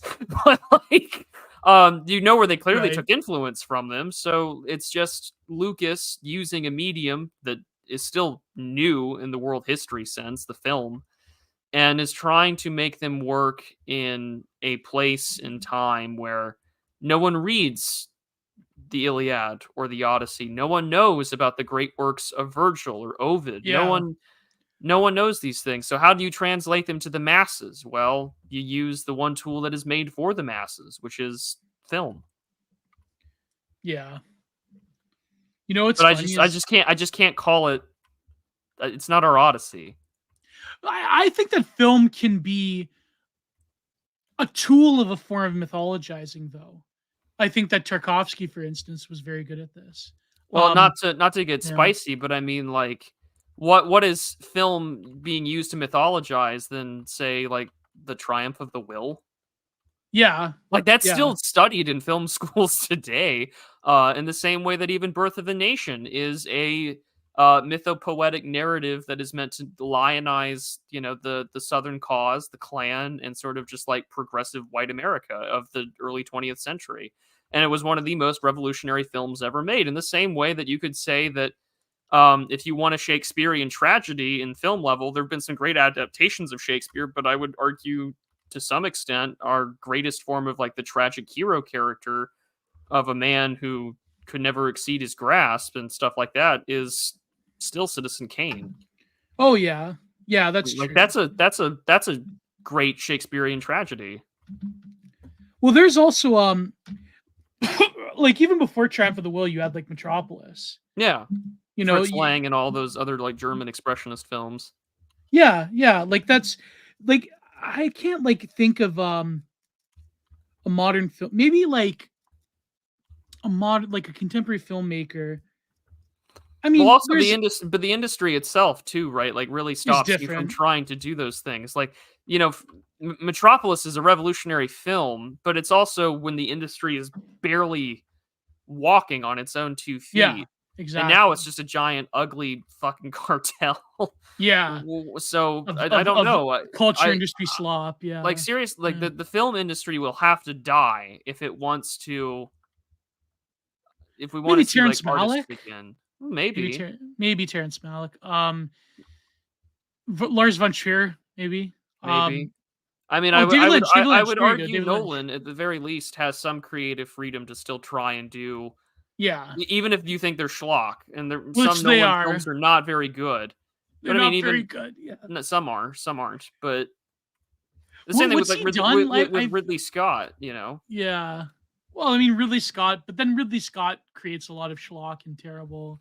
Um, did you I don't see know, The that they were Duelist is gonna? still one of his best movies, and it's his first one. And that's what Yeah, irks me about the whole Napoleon thing, where it's just like you know how to do a movie set in this time period, yeah, and you make this dark, drab, ugly, non-colorful film, and you expressly made it to make Napoleon yeah. look bad. Like whether or not you think Napoleon is some kind of hero or great man of history. I mean, Carlyle didn't because Carlyle argued he didn't believe in anything. But regardless of what you think of him, right? Like when you're trying to make a movie for an explicit like political project, and you're just like, no, this sucks. Then It's yeah, not good. it's not good. The thing I don't like about Nolan is that he makes movies for like stupid people that think that they're watching like a big smart epic Yeah. that's like world changing, like Interstellar, Inception, Memento was good. I I just like we reviewed it on here. Like I despise Oppenheimer. I think that was not only was it pure propaganda, but it was like very just not well done in terms of like the pacing, in terms of Yeah, the trying to pacing create. was really off. I would have Yeah, like liked more of a tension. Like I get it. Like you're gonna have to tell the story of the Manhattan Project, but yeah, I could have lived. I didn't really care that he cheated on his wife. I would have expected it, to be honest, for a variety of reasons. But no, but anyways. like even like Interstellar was basically just like all of this. Okay. Tell us how you Implying really Gio feel isn't a about stupid Interstellar. person. I'm Ooh. gonna ban Big Ben from the chat. No, I've never banned anyone from the chat. No, okay, Interstellar, faux profundity and basically metaphysics for people that don't believe in God. Like, because the power of love unites us, not like any sort of like cosmic theological principle. Yeah. Inception, Jungianism for stupid people. Oppenheimer, uh, hero's journey mythology for Reddit are atheist scientific materialists. That's what it is. Which movie? Oppenheimer. Oh, okay. Yeah, Oppenheimer was basically wholesome Chungus, Reddit atheist as a mythological figure. Oppenheimer is like Odysseus for I'm a New atheism. Deal Democrat, so you're a communist. You're a communist then, yeah. So we That gotta one give the Soviet Union that the killed new. me so bad. He's like, I'm a New Deal Democrat, and I'm like, all right, so ethnic like communist subversive, got it. Yeah, Sloppenheimer. It's true. Sloppenheimer Well, I mean, Nolan also did Dunkirk, which I thought was good cinematography. was his only. Well, yeah, Dunkirk was actually pretty good. Yeah, Like I can defend Dunkirk for being relatively decent. I think it was either Facebook or it was Lomez that tweeted that Dunkirk remake Dunkirk now, but it's current era Britain where like a dying World War II veteran sees his trans son and his daughter being whatted by Pakistani gangs. And But I mean, Nolan's yeah. best film still remains probably The Prestige. I watched The Prestige and a that's long not time ago. even an original like work. It's based off a Yeah. novel. But it's still probably one of the best novel adaptations that's been put to screen. You know what's funny is that we're talking about film, but I wanted to talk about painting, but I guess the painting has like escaped the popular imagination. Now it's like all film. Well, So because no one goes to and this goes no back one to goes to galleries. Yeah. that class thing that we were talking about earlier. Was just that going Rich to white women go to. well, an art gallery or museum has been instinctively coded, and I don't know when this transition began. It has to probably do with the mass adoption of film as the popular medium, but the art gallery is seen as a very elite. Yeah. I mean, to use a terrible slang word, it's seen as a very bougie thing to do. Yeah. Whereas, the movie, anyone can go to a movie, anyone can stream it. It's so universally accessible. Whereas if for me, right, like a few weeks ago, I went with some friends and we saw a concert, an actual symphony orchestra do a lot of Tchaikovsky work. And we were really happy about that. And it was really nice because I still appreciate the symphony. And it's like a very strange thing because and it was a bunch of us who were all in our mid to late 20s, all just hanging out and dressing nice to go to the symphony. And we were surrounded by boomers and Gen Xers, and no one in a visual range I could tell was my age. And it's just like, I'm 28 years old. Like, I don't think that this is inaccessible stuff, but apparently it is by nature of like consumer choice, not because people are, there's been this mass wave of deafness. But I mean, most people don't know who Tchaikovsky is outside of maybe some memes about the 1812 overture. Well, the classical music world, they've tried to like do these stunts of popularizing it for younger people, like Andre Rieu doing stuff, like doing a theatrical thing, or like it's, you know what I mean? But for some reason it doesn't work, and like. No, like but the Taylor Swift movie concert thing works. Yeah, exactly. Yeah. Yeah. Which I find to be odd because but again, I'm deliberately not plugged into, I guess, quote unquote, the real world. That's the auto amputation type deal where I'm just not connected to normiedom. Well, apparently she's ruining football now. So. Well, I like the meme that like Travis Kelce is actually like a closet homosexual, and he's I think it was World's Greatest Dad had made the tweet saying like when Travis Kelce wins, like when the Kansas City Chiefs win like the Super Bowl and Travis Kelce proposes to Taylor Swift, like then you'll know how fake and gay like all of our professional sports are, just like our elections. And I was like, yep, that's pretty. I expect that to happen any day now. Yeah. Because Someone, apparently anytime that like the Kansas City Chiefs are playing, she's always there. yeah, And it will yeah. so if they score or whatever, they just like cut to her in like the She's dancing, doing VIP the. booth, and she's dancing and hugging people, and it's just like, this is the gayest stuff imaginable. And I thought the anti-racist slogans at the end zones were pretty gay. This is even worse. This is worse. That's crazy. No, but people said like the score in Interstellar is good. No, the score is not good. The score is pure like modern like Capital. It's like Hans Zimmer, like it's fake profundity. That's what it is. It's like the swooping, dramatic, and like this is where you have the moment where you cry, and it's like this is what tells you that like this is like that is what like this So is what so to you, what's the best original score for a film that you've heard in recent years? Or are they all manufactured, the score to Exotica by Michael Dana, when did that movie come out?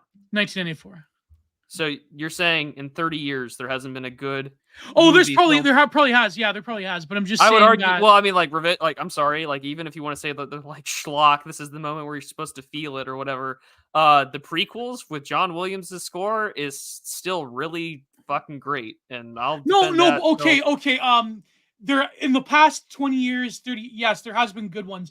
But I'm saying that the I get the like Marvel Cinematic Universe here, has but I mean, ruined like movie scores forever.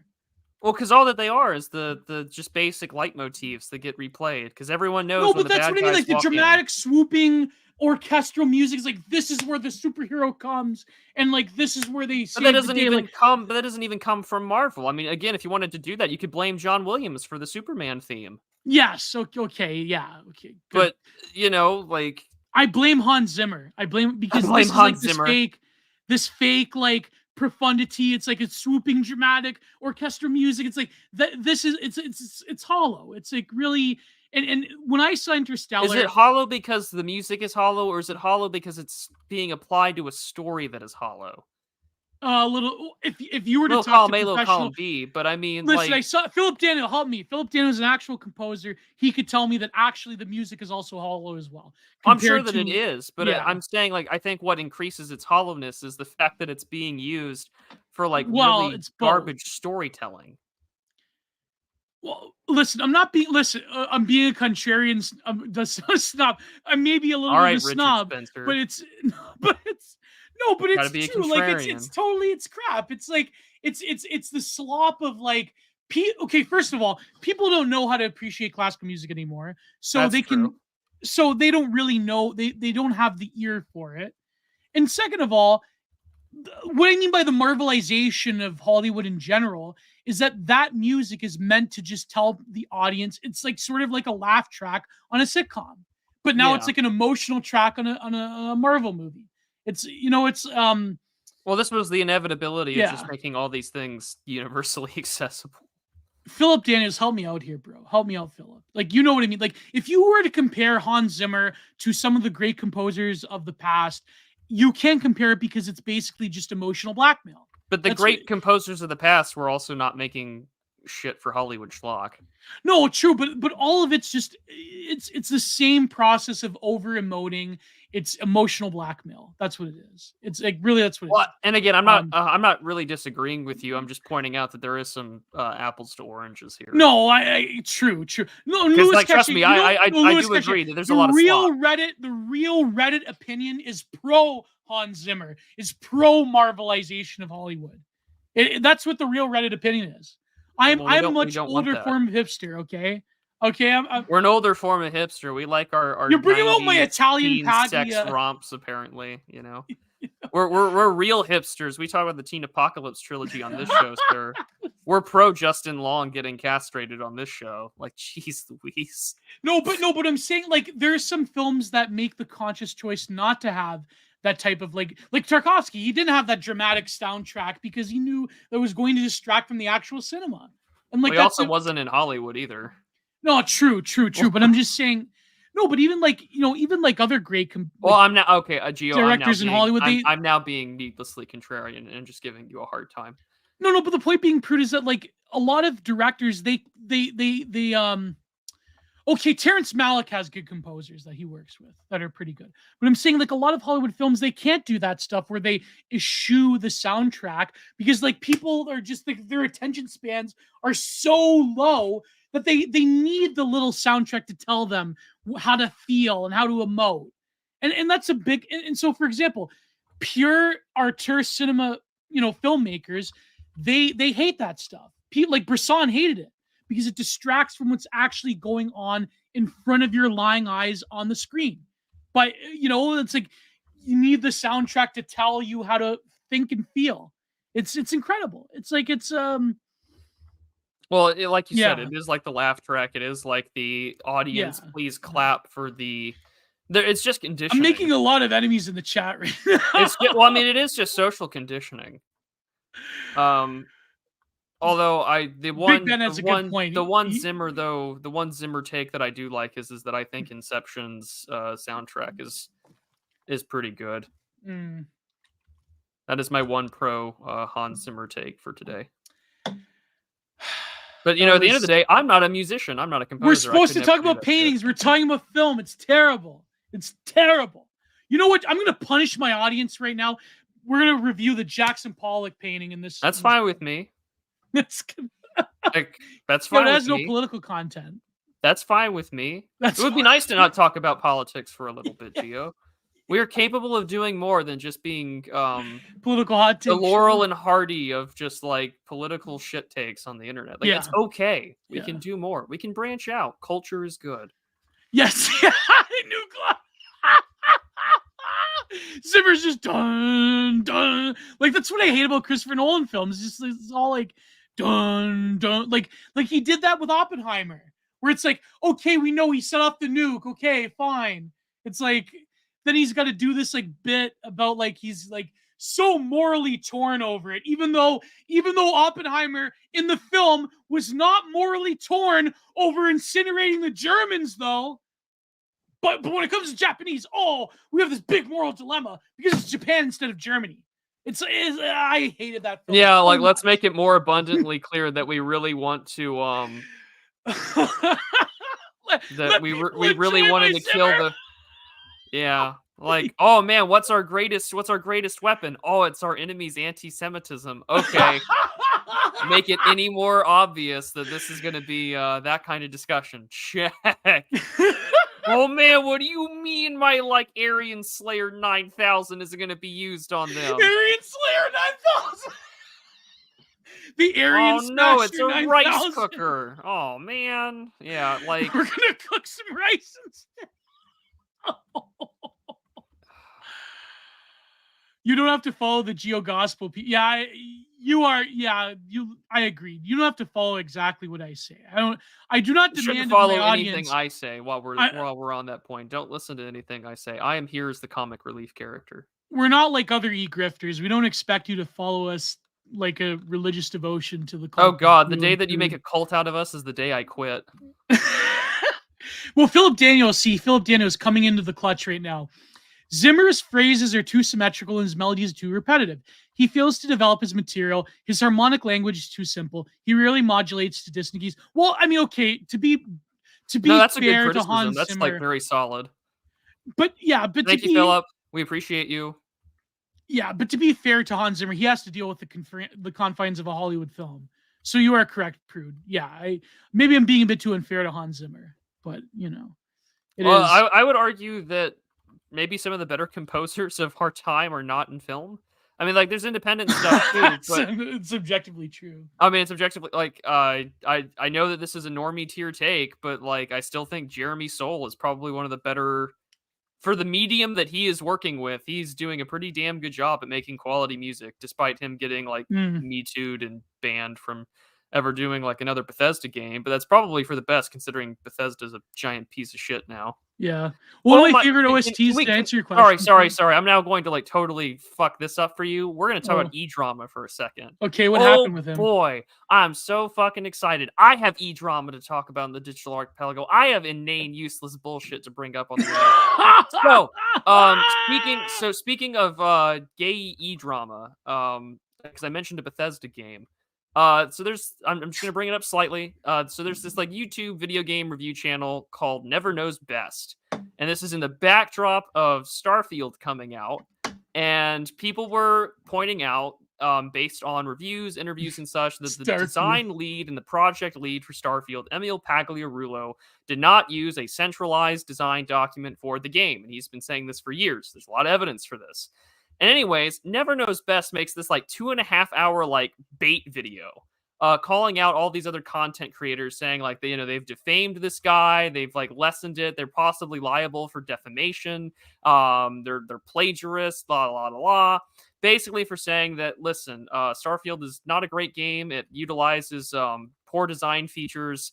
And that, they said that there wasn't a main central design document. There was a decentralized one. The characters look all busted too. And they all look all busted. It's so bad. Yeah. But the point being is that he goes up there and does this. And he calls out quite a few people. He calls out like Asmongold, and he calls out one of the guys I like to watch and just turn on the backdrop. By the way, I hate Asmongold too, but for different reasons. I don't watch any of these people. But the one person I do watch that he called out was Patrician TV, the guy who's like responsible for like 12+ hour video reviews of these games. No, you love Patrician TV. Yeah. So do I. He's great. And he's like not an explicit leftist, and he's not like an explicit really anything, although he's got some very cringe takes. He's an atheist.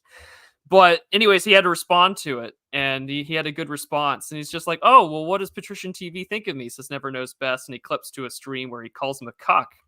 But he conveniently leaves out the reason why he called him a cuck, because in Never Knows Best Skyrim review video, he compares Skyrim to like a girlfriend that he got like cheated on, and that she left him for like a richer man. And yeah, so, like it's really bad. You can go listen to it yourself. Wasn't Skyrim like one of the most successful games in human history? It is one of the most successful games of all time. But he compares the Elder Scrolls series to like his first love, who had left him for like a richer guy. And anyways, he's like, I hope you've moved on. And he's like talking to his ex-girlfriend while talking about the game, and it's incredibly cringe. And it's like, you left that out of context for why he called you a cuck. Anyone would have done that in their right mind. And so it's fun E-drama to listen to people bitch about plagiarism, and like the entire like essay, like video essayist / video game review content area is just full of these soft, limp wrists. They're like drama channels. They are drama channels, and it's just like, sir, I'm here to listen to a review about a video game that I'm never going to play. It's like the what did Dream do? What did Mama Max do? It's like the penguin, holding the silver platter, and it's like, your pills, schizo. It's like dribble the ball type deal. It's like, review the video game that I want you to spend 4 hours talking about. But it's fun, stupid E-drama where people are complaining that fanboys are defending themselves, are causing drama, and I get it, right? Like, this is the way that you make money, is by constantly causing bullshit on the internet. Like, I'm aware of how the content cycle works, but for it's almost me saying, for God's sakes, man, I just want to listen to some stupid bullshit in the background while I drive. And Dr. Soyjack giving you meds? It's Dr. Soyjack trying to throw a 2-hour video at me saying that all these people are evil, racist, bigots who have slandered a man in $1 billion company. Ooh, sure. Oh my! Ooh, what's he gonna do? What's he gonna do? It's Todd Howard. Like, I don't give a shit. I don't like this. I'm gonna keep not playing that garbage anyway, as the kids say. Todd Howard still goes to bed at night on a mattress. Yeah, on a and owns a fully kitted out Tesla. Like, and they all make money. Like, oh boy. Yeah. Who would have guessed? What's this Paul World thing? What is this crap? I don't even. Isn't this the not Pokemon game? I saw why are Impossible Women on Twitter upset about Paul World? Because it's Pokemon with guns, and Pokemon, I guess, or whoever owns Pokemon, or what company or whatever, they like sued for copyright infringement or some kind of intellectual property concern, and they lost. So you have a widely successful kind of clone of what looks like, your little creatures that look eerily similar to Pokemon doing what they do. But they have guns. But they have guns. Well, you also have guns. And that apparently, like, it's sold like hotcakes, and it's a very popular streaming game. And that's another thing that I really hate about like the video game world nowadays is that everything is about, is this a streamable game? Is this going to get eyes on my game? Is this streamable? Is this entertaining? Will people watch me watch our game if it's like streamable? This is why like the whole fucking craze of Show these 'em like world. easy to make asset flips for stream horror games or fucking things like Choo Choo Charles or whatever. It's bad. It's all just And shovelware at the end of the day. well, to some extent it really is, and it's really depressing because it's just like, Baldur's Gate 3 is still pretty damn good in comparison to everything else, and that's like, and there's some, of course, filter there because you have to play more or less a nice CRPG to make it work. But yeah, no, games aren't good anymore. No. Yeah, Twitter is crying about copyright. Wham, like cry harder, I guess, Cry harder. But anyways, that's my little rant. I All right, find let's go back e-drama to like that Star is Wars. retarded and interesting because I have slop that I'm interested in, and I get to talk Yeah. about my slop. It's my slop, and I like it. And I still watch Turkey Tom, but like I don't understand. Like I actually told this to Turkey Tom once on stream. I said, you realize it's just like people that are creating drama within their own scene, but they're not like really making content. They're making meta content of just drama. He goes, yeah, you're right. This is what Dimes and I talked about on the Harold Innis McLuhan talk, was just that we've all become in this feedback loop where everyone's a critic. Everyone is, and this, we've democratized the system because everyone has access to it, which has turns out, just like mass democracy, been like the worst thing possible for like the medium or the industry. Like, everyone can be a critic now. Everyone's a meta commentariat on the political issues of our day, and then this is how you can have like the most brain dead tanky takes get like 800,000 views on Twitter.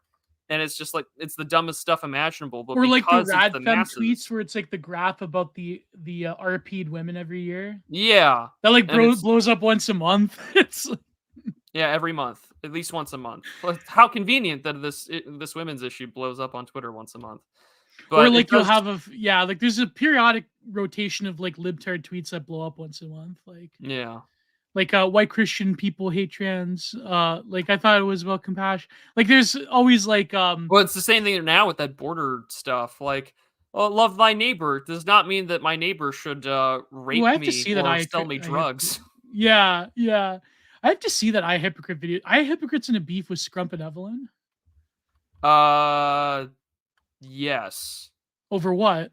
I don't know, but I'm going to presume the trans question. Okay, I'll probably have to watch the video then. But no, it's getting back to the Sith. But like, yeah, so it is meta. It's sort of like we're all meta. We're all commentariat. Well, it's like internet blood sports. Like the drama wasn't about politics. The drama became about the personalities themselves, and then they burn themselves out. And everyone has a cult of personality. Yeah, but anyways, you want to read on? Prude. No one has closed gap between art and technology. Yeah. Let me go. Let me go read that because I want to get to the Marat painting too. So well, we better hurry then because we usually do a 3-hour show. No one has closed the gap between art and technology more successfully than George Lucas and his epochal 6 Star Wars saga. He fused ancient hero legends from east to west with futuristic science fiction and created characters who have entered the dream lives of millions. He constructed the vast original. Oh, we already read some of this. Yeah. Because we stopped at the Bronte children. Lucas was a digital visionary who prophesized and helped shape. Thank you. I just need to get down to that last page. Lucas was a digital visionary who helped shape a host of advances such as computer-generated imagery, computerized film editing, sound mixing, virtual set design, high-definition cinematography, fiber optic transmission at dailies. There we go. Okay. Lucas was born and raised in a small town of Modesto in a flat farmland in the San Joaquin Valley of Northern California. His father was an exacting owner of an office supply store who expected his only son to inherit the family business. Small, shy, and socially maladroit, Lucas was a daydreamer who had trouble reading and writing at school and gravitated towards the mechanics and the visual arts, in which he showed early talent. I was more picture-oriented, he said. He liked woodworking, tinkering, and taking photos, mostly of mostly of objects rather than people. He sculpted and did watercolors, ink drawings of landscapes and sports cars, and some of which he Hmm. sold. Comic books were a passion. He collected so many that his father had built a shed for them. Lucas later called them his primary model for terse visual narrative. At the movies, he liked vintage westerns and pirate swashbucklers, and then declining genres on the TV. He never missed the old Flash Gordon serial, broadcast nightly. In his teens, as cars as high-powered, girl-attracting status symbols were all consuming to him. He entered races and won trophies at speedways around California. To this day, Lucas, I think, still has a pretty impressive car collection. He Hmm. already viewed hot rods, brightly painted customized cars with souped-up engines, as populist works of art, a theme that he would recast in Star Wars' ingenious spacecraft and sleek land speeders, which are steered casually and repaired impromptu like cars. Well, you could see the birth and the genesis of Star Wars in all of this, all of his Mhm. influences from oh, from the earliest days of like the early sci-fi like Flash Gordon to like the hero, the cowboy on space and the cars, and it's yeah, it's all there. Intrigued by TV commercials with their furbile graphics, Lucas decided to become a commercial illustrator, but his father overruled it, and refused to pay for art school. In college in Northern California, Lucas became interested in books for the first time. He read science fiction and dystopian classics by Jules Verne, Aldous Huxley, and George Orwell. Discovering European art films, he was attracted by Jean-Luc Godard's cinema verite technique and witty, jumpy editing. After transferring to the University of Southern California to study art and still photography, Lucas was bitten by the filmmaking bug, with documentaries his first focus. He said, "quote I started out as a cameraman and then became fascinated by editing as a form of collage." He described his students' films as abstract visual tone poems with special attention paid to sound design. His fast edits impressed another Los Angeles film student, future director Steven Spielberg. Lucas's first feature film, THX 1138. That's a crazy film, by the way. Oh, yeah. That was incredible. Um, Shot in San Francisco and produced by his new friend Francis Ford Coppola, adopted his own story from a student film. It portrays a totalitarian future world of mind and body control, whereas drugs are compulsory and sex is banned. Despite they also have a gooning machine in the film, by the way. It sounds a lot like our future. Yeah, yeah. No sex, Uh, please. We're gooning.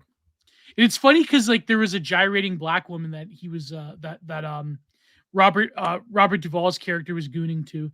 Um, despite his sometimes clinical In bleakness. this episode of the art of the writer's thinly veiled fetish, because isn't George Lucas married to a black woman? But like the machine, like the pipe, the hose, like comes down on you. I know. Yeah, But it's it was there from the beginning.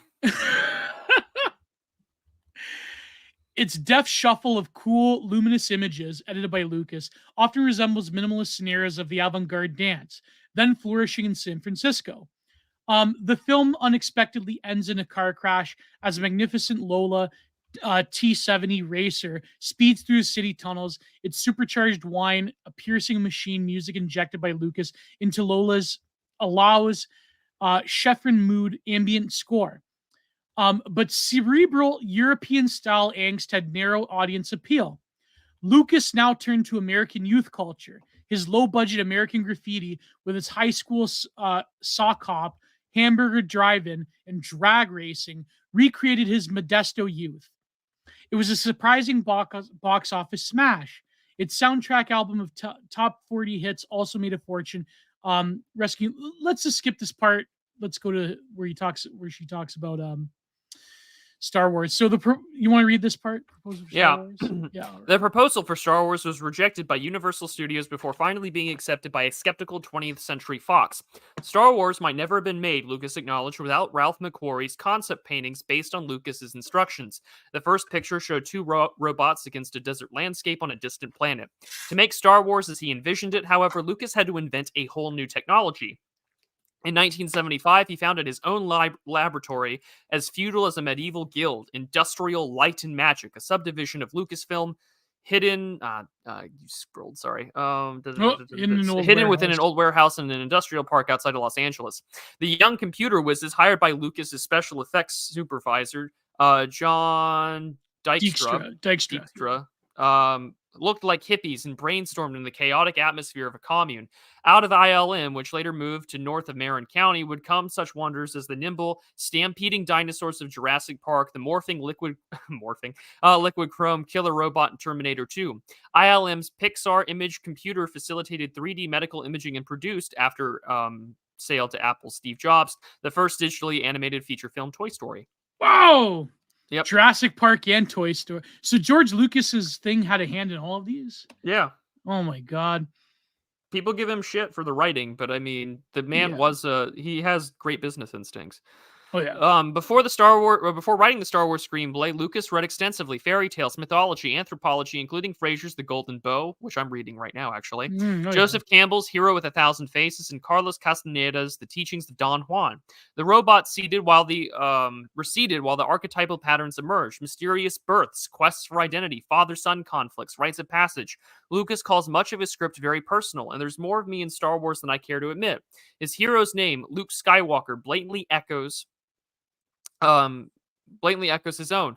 Lucas said the Germanic name with the ruthless Darth Vader, Luke's shadowy father and antagonist, was a combination of Deathwater and Dark Father, chief enforcer of the Nazi-like evil empire. Vader is the target for what Lucas calls his own basic dislike of authority figures, rooted in his childhood and surfacing in his skirmishes with Hollywood studios and unions. Whoa.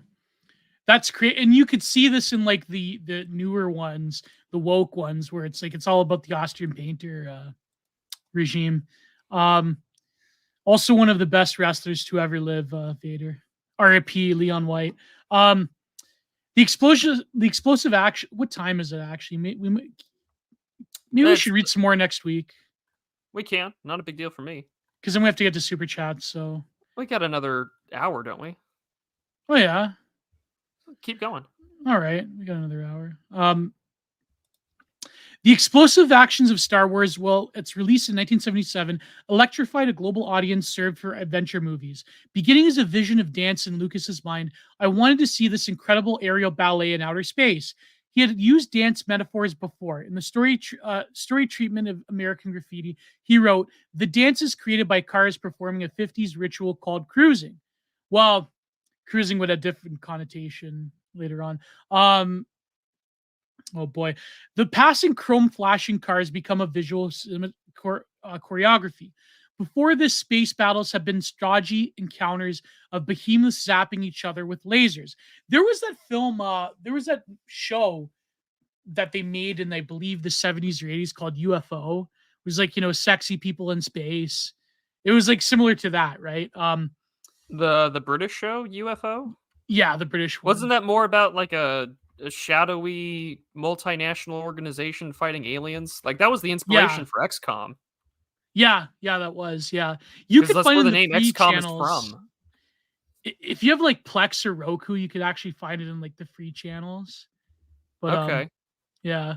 Because I always associated that with just the more of the shadowy stuff rather than giant the space, yeah. But anyways, it's like a schlocky British sci-fi show from the 70s, right? Yeah, like sexy women. Yeah. Well, you can't go wrong with that. I sound like AA talking about an old British sci-fi show. It had sexy women.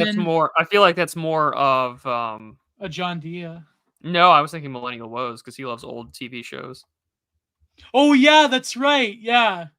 I remember watching UFO with the sexy British women, and it was in space, and they fight a shadowy cabal, and it was amazing. It was.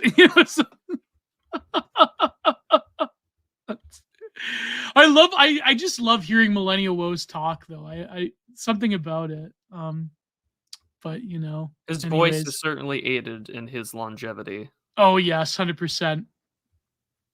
Lucas gathered samples of zigzagging dogfights from World War II movies to give his design staff. Special equipment had to be built. The computerized motion control Dijkstra Reflex camera, based on factory production line automated spray painting, swiveled, tracked, and panned around a stationary model. The darting spaceships of Star Wars never actually moved. Lucas's spectacular aerial battles, which became increasingly complex with each film, must be regarded as significant works of modern kinetic art whose ancestry is in Marcel Duchamp's ready-mades and Alexander Calder's mobiles. That's incredible. I didn't know that. Yeah. That's well, the Calder mobiles, you can actually see it in MoMA. It's like a huge steel, I believe it's like 1,000 pounds, one of them. It's like these mobiles. Anyways, the exhilarating 8-minute battle over Coruscant that opens Revenge of the Sith in 2005, with its dense cloud of steely destroyers, swooping starfighters, and fiendish buzz droids, cuts optical pathways that are so as graceful and abstract as the weightless skeins in a drip painting by Jackson Pollock. Only Camille Paglia could really make that cross, but I mean, I'm skeptical. As an ILM technician calls Lucas a great master weaver, guiding and gathering the fine stitching of his army of gifted fabricators. Was 2005 Revenge of the Sith, was that the one where they had like it was like literal like end of history, like neoliberal, like we're gonna have a world panel and we're gonna have representation and diversity? Is that the one where like Jar Jar Binks is a diplomat? Yes, he's a diplomat, and he brings in the vote for emergency powers to. Is that the one with Liam balance the Neeson? team. Liam No, Neeson? Liam Neeson's the first one of the Oh. prequels in 1999. Oh, I see. Yeah. I have a thesis that Star Wars was always woke. I mean, I've never watched any of them, but it was always woke. Well, I guess you'd have to watch them to. I mean, this is the reason why. This is the reason why AA just says like the Empire did nothing wrong. Yeah. No, I should become like I wish I was like one of those old like like the quartering, like those old like Gamergate grifter YouTubers. Like I could have like a total clickbait title that says like Star Wars was always woke, even in the 70s. I'm pretty sure that already exists. Probably. Yeah. I'm sure someone has already done that. Star Wars was I'd have always to double woke. check. Yeah, just like Google. Yeah, just want to put it in another tab. Hold on. Star Wars was always woke. Was always woke. Yeah. Videos. Let's see what we got here. I don't think anyone has actually said that title. I think Carl Benjamin can steal that from me. No, do it yourself. No, but see, I'm not that much of a Star Wars fan to actually like. Well, I couldn't carry that. That would give you more authority over it. Like, oh, you're just an upset fanboy. Like, no, I just watched the films for the first time. Blah blah blah blah. And I'm an academic. Please. And you're an academic. You're an artist. You're, you have all the. You could even be like, hi, masters of art here. You know? Yeah. Masters of philosophy here. Star Wars was always woke. I was more of a Lord of the Rings. You could do the cringe liberal credentialist, except you're like not cringe. You know what's crazy though is because Star Trek was always like LGBTQ race communism in space. So it was like literally automated luxury space communism, even though I was always a fan of it over Star Wars. Well, the fun thing I like to remind people is that like literally from the beginning, fully automated luxury space communism cannot be achieved until billions die. Yeah, everyone forgets that Star Trek is a post-apocalyptic utopia. Yeah, it came in those episodes with Commander Pike. It even came out. Yeah, I mean, like the whole thing is just about how do we, like, oh, we have the eugenics wars and World War III and nuclear war, and out of the ashes did mankind learn to overcome its differences. So it's like literally saying this can only be achieved if we kill billions. Yeah. It's true. It's true. It's so funny. Someone mentioned Dune. Apparently Taylor on Fish Tank is a huge David Lynch fan, and she mentioned that Doom that was like really good. Ring the bell, chat. He mentioned it. Mentioned Fish Tank. He mentioned Live. Fish Tank. I had a dream about Fish Tank Live the other night. I was in Fish Tank and I was begging Jet to like let me on as a freeloader, but like we were in this house and like it was like in this weird bus terminal, and all the contestants were there, and I remember like sitting next to Airsoft Fatty. And I'm not joking. I had a dream about Fish Tank Live. I'm not. You're putting the soy jack on. Me mentioned Gio. I've depicted you as the soy jack. The Fish Tank soy jack. I don't care if I have to beg Charles Carroll. I'm gonna get the Jet Neptune interview on Content Minded. This is like a life mission to get the Jet Neptune interview on Content Minded. What if we like got you on Fish Tank? I would do it. I think I would. I think I could do it. I wouldn't last very long though. I mean, I couldn't be that much of a of a performance artist. Maybe I could though. You never know. It might awaken autist. something in me. Yeah. Yeah, it awakens your inner court jester. And we've decided that like actually this is a good thing, and we're this is your claim to fame. Half the super chats would be like, "Shut the fuck up, Gio. Shut the fuck up." Like I'd be like Jimmy because Jimmy was quit interrupting the other housemates or whatever. You know what's funny is that before he became Reddit Joker, Jimmy was dropping like consistent red pills. Like he was talking about like admiralty law and stuff. Like he was, but then he became like Reddit Joker Jimmy. So, well, I could go on Fish Tank Live. The producers got to get there. Yeah. Their Content Minded gets Neptunian. Well, I hope one day it will happen. I mean, I would feel bad about DMing Charles to be like, "Hey man, can you hook me up with Jet Neptune?" Why don't you just interview Charles? Well, yeah, you know what? I should, because like what's stopping you from doing that? Yeah, I should do that, and I'd feel less bad about it. There you go. Yeah, but Charles shouted me out on his show recently. Do the needful with what's his name? He played Eric Hayden. I think his name's actually Eric Hayden. Or his name's Lucas. But he played Eric Hayden on World Peace. They do a show together. Oh, cool.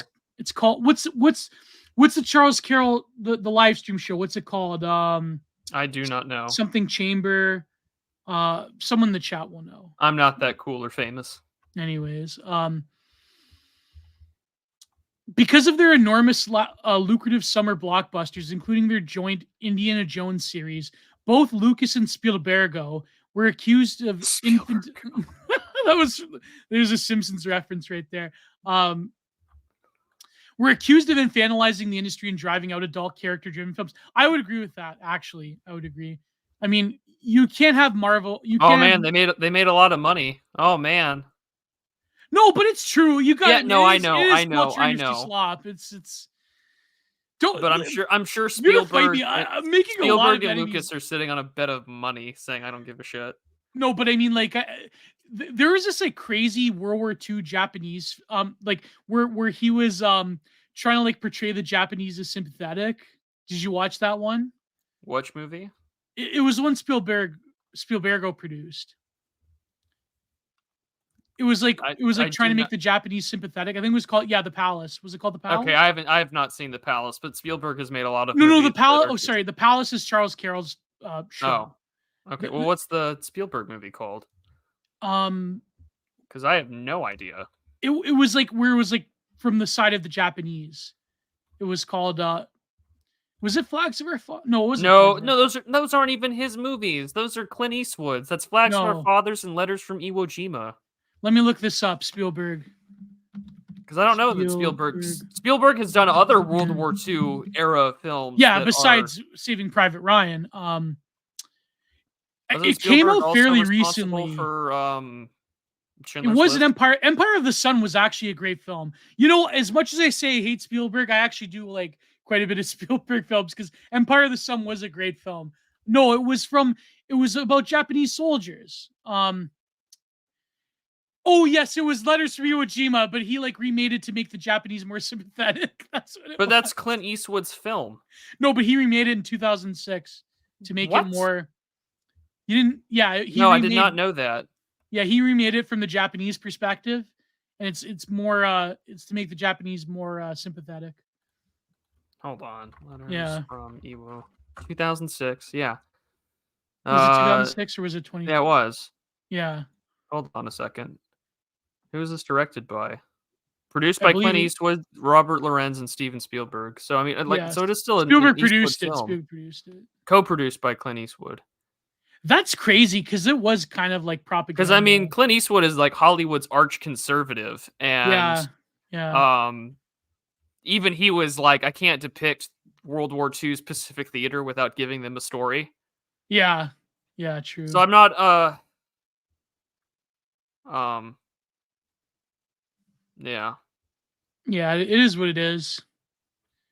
There was a great movie. Okay, there was two great movies about Unit 731. There was Men Behind the Sun, and there was Philosophy of a Knife. But Philosophy of a Knife is sort of like gore prawn, if you're into that stuff. You ever heard of Philosophy? We should review Philosophy of a Knife. No, I haven't seen Philosophy of a Knife. It's really great. It's incredible, Kino. If you say so. I'm not really big into gore films, but okay. There's like a few of them that get passed around, like a Serbian film, like that become like sort of pop culture-ish. Yeah, everyone knows, like, oh, it's the Serbian film or it's Antichrist or these like nasty, gory films, and I'm like, it's not my cup of tea.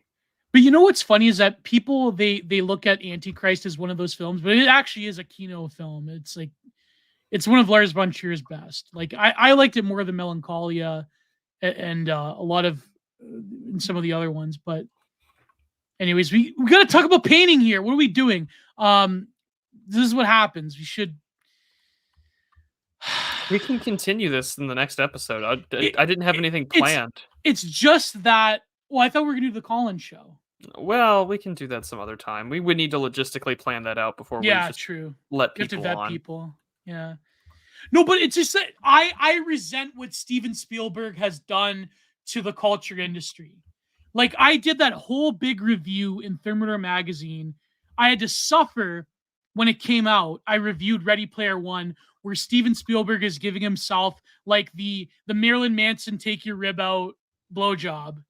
Like oh yeah, Marilyn. Yeah. I mean, Ready Player One is just like, how do I make schlock and then like suck my own dick because half the references are in here are my own cinematic works. Yeah, and I love how he had to have that thing about Stanley Kubrick, because it was like an admission of him saying that I'll never be Stanley Kubrick about The Shining. There was you will never be a real director. You will never be an auteur cinematographer, filmmaker. You will never be a real auteur. Yeah, exactly. Ready Player One.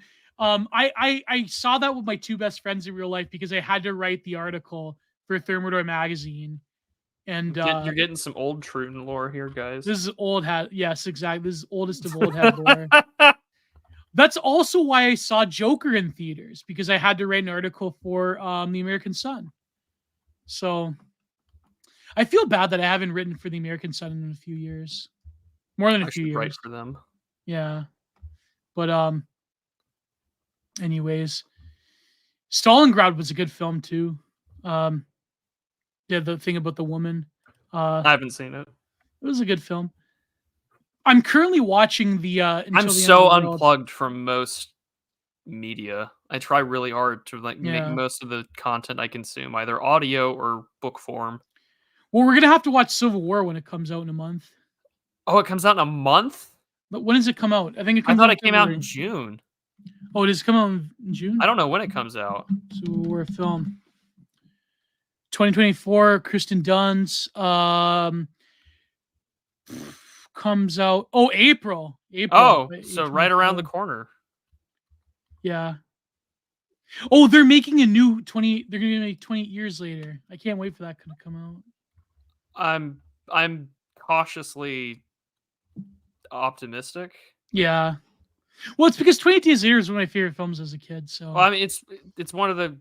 It's a great movie, and 28 years later, I'm just a little worried. I guess, like, how are they gonna? Yeah, how are they gonna do it? How are they gonna mess this up? Because 28 Weeks Later was sort of like an action film. It wasn't that great. Well, it was also like a really interesting commentary on like UK-US relations. Yeah. Which is true. Why I find that side of it is way more interesting to me. It was predictive of what's happening now with the UK and the US. And it was like that's why I found it interesting. I was like, oh, this is actually plausible for an outbreak to happen, and then like a coalition or like the Anglosphere would try and take care of itself. And yeah, which really means the US would take care of it. Yeah. Well, yeah. Yeah. Like the last, like even zombie movies, man. Like there was that one in for Australia about an outbreak, and the guy is slowly succumbing to it, and he's gonna like off himself. But like, that was a great film. Yeah, I saw that one. That was I'd a have great. to watch it again. What was it called? Because it has one of the. Cause isn't he like he was in Lord of the Rings, right? That one actor. Yeah. Okay. I'll have to read Gio's Joker review later. Yes, it's an American subject. It's called Clown Among the Ruins. There you go. It was a great film. It was a great review. You know what's funny is that when I came out with that was also when Bap just like crapped all over Joker. He called it "Don't listen to the gay man in the face paint." I'm like, you bastard! You destroyed my review. Well, don't. Doomsday was a good. Don't listen to the gay man in the face paint. Don't pay attention to the gay man in the face paint. Pay no attention to the gay man in the face paint. That was great though. When Bap said that, that was a great thing though. I laughed even though I was crushed because I spent so long pumping up this movie in my review, but it was like you better not listen to the gay man in the face paint. I didn't listen to the gay man in the face paint. Then Bap just like swooped it in one shot of my review. That was it. It was like, Sometimes the Kino just eats you, Yeah, exactly. Doomsday, was that the one where she had to go? That was I saw that film in theaters, Doomsday. It was kind of like, it was weird because it was so eclectic with like the different film, like the different motifs. I don't know when the last time I was in a movie theater. I think the last time I was in a movie theater was for Joker. So that's not, well, no, I think it was like no, I watched Top Gun, the new Top Gun in theaters, and I was just like really disappointed. I didn't watch the original. This is this new mission, blah, blah, blah. Here's all this family drama, blah, blah, blah, blah, blah. And then it's just like, all right, guys, you're bombing a nuclear enrichment facility in Iran. And it's like, oh, fuck, right off. Oh, man, that was crazy. And then watching, I did watch Elvis in theaters. And Barbie. Oh, yeah. I got a free ticket to go see Barbie in theaters. Yeah. But the Elvis thing was really funny because it was such a huge generational divide. If you were like, there were baby boomers and Gen Xers in there who remember Elvis. Yeah. And they were like, they're here for the Elvis movie. And they're here to like reminisce about Elvis, the cultural icon that he was. And then Zoomers are watching this movie who know jack shit about Elvis. And like, there's a more positive opinion of the film from Zoomers and younger people. Like it tells a very Faustian tale because it talks about like the. Did it talk about how the Colonel like screwed him over and yeah. I mean that's a big part of the movie that's played by Tom Hanks, and so you've got that part. Tom Hanks plays the Colonel. Yeah, he does. Oh man, and he does such a great job playing as the shifty like piece of shit manager. He like the guy who played Elvis and everything did do a good job, but then like there's like rap music in it, and you're just like because I get it right, black influences and blah blah blah blah blah. Like, oh, Elvis isn't really Elvis without like all these black artists, and it's like, well, I think I disagree with that, but yeah, neither here nor there. It was basically just like subversion for boomers, but a Faustian tale for like the Zoomers watching it. It was pretty interesting. Yeah. But yeah, I can't tell you the last time that was the last time I was in a movie theater, was watching that stuff and seeing Barbie, which was really funny because I got a free ticket and I went. How many women were there? I would say it was like pretty even men and women. Wow, that's crazy. And then it was really funny to see all the couples watch that movie together. Like, you're watching it alone? Why are you watching it alone? Because I'm reviewing it for a podcast.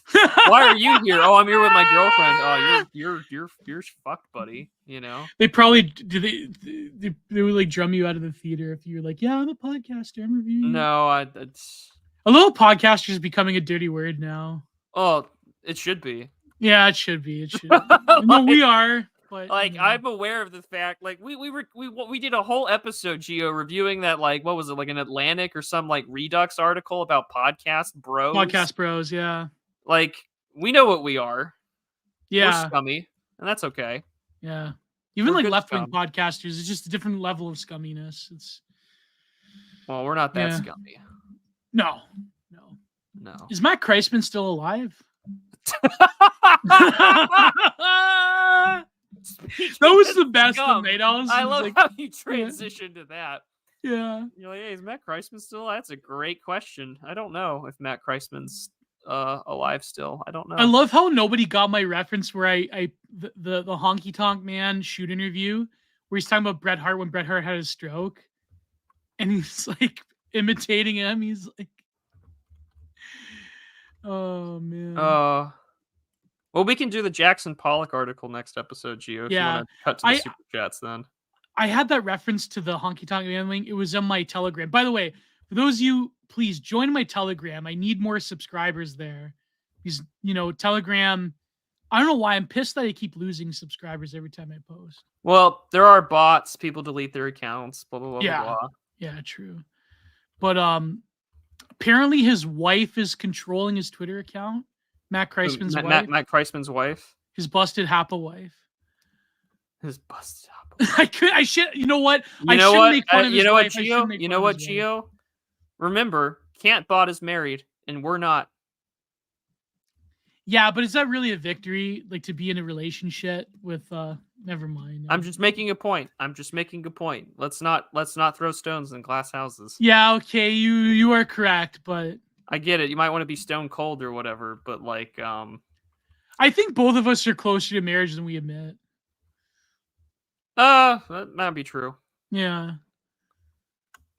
I mean, anyway. Me, like, my goal is to get married to my GF, obviously, but Hope she knows that.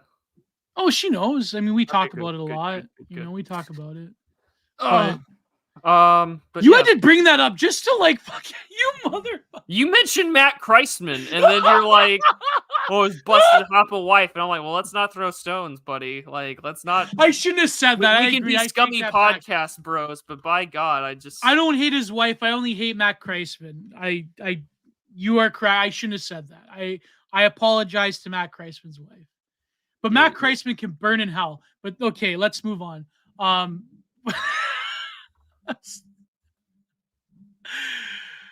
Oh, I'm so glad we don't have a clips channel. We kind of do. There is that one guy that clips a lot of... It would just be a record of some of the worst things that we've said, either in or out of context. Yeah, true. So it's my like I said I think I said this a couple episodes ago. Like an IRL friend of mine who's a rather off kind of career man. And he was just like, why don't you run for office? And I was like, man, there's like 1,000 hours worth of content at this point that would like paint me as an extremist. And I'm like, I learned the lesson from 2017 where like, you just don't run for office if you're like a podcast bro. Like you just don't do it. No, Ethan Ralph was married. He's not anymore, but he did. But Ethan Ralph has managed to reproduce twice, allegedly 3 times. That's insane. Yeah. But look, if he can do it, anyone can, right? Yeah, that's true. That's right. Like I shouldn't have said that about Matt Kreisman's wife. I shouldn't have, but she's not even that bust. She looks all right. Like she's, I shouldn't have said that. She doesn't look that bad. I mean, it's just I just despise Matt Kreisman. That's the only thing. Fantano was married, but is that really a victory though? Was that he got divorced? Are we just doing the Norm Macdonald skit where like the marriage was over when he realized that she was Julia Roberts and he was Lyle Lovett? Like this is what we're doing. The marriage was over when he realized that she's so and so and that's Ethan Ralph. Like yeah, okay, but what's crazy about Fanuc-Tano is that statistically the most solid relationships in America is when it's a black woman and a white man. He couldn't even hack that. Well, they're not the most stable. They're the one interracial marriage pairing that least likely to divorce. They have the closest marriage stats for not being likely to divorce compared to two white couples, or two of the same race marriage of a similar. But at the same token, there's way more white on white couples and black on black couples than there is like black woman white man. Well, yeah, should be. Yeah. That's what I mean. Like all that like prawn fetish thing about like a lot of these like manosphere people are like the, what would you call them? Like racist adjacent MGTOWs. They have like that thing about like, like oh, like white women are getting black. It's like that's like a fantasy. Like statistically, actually, white women, speaking, they're the least likely to do it. yeah, they marry within their race a lot more. And this is even like places like Match.com and Tinder have the stats to back that up. Yeah. Um, So really, it's like a demoralization thing, in my opinion. Well, it is. There's a lot of media push behind it. Yes.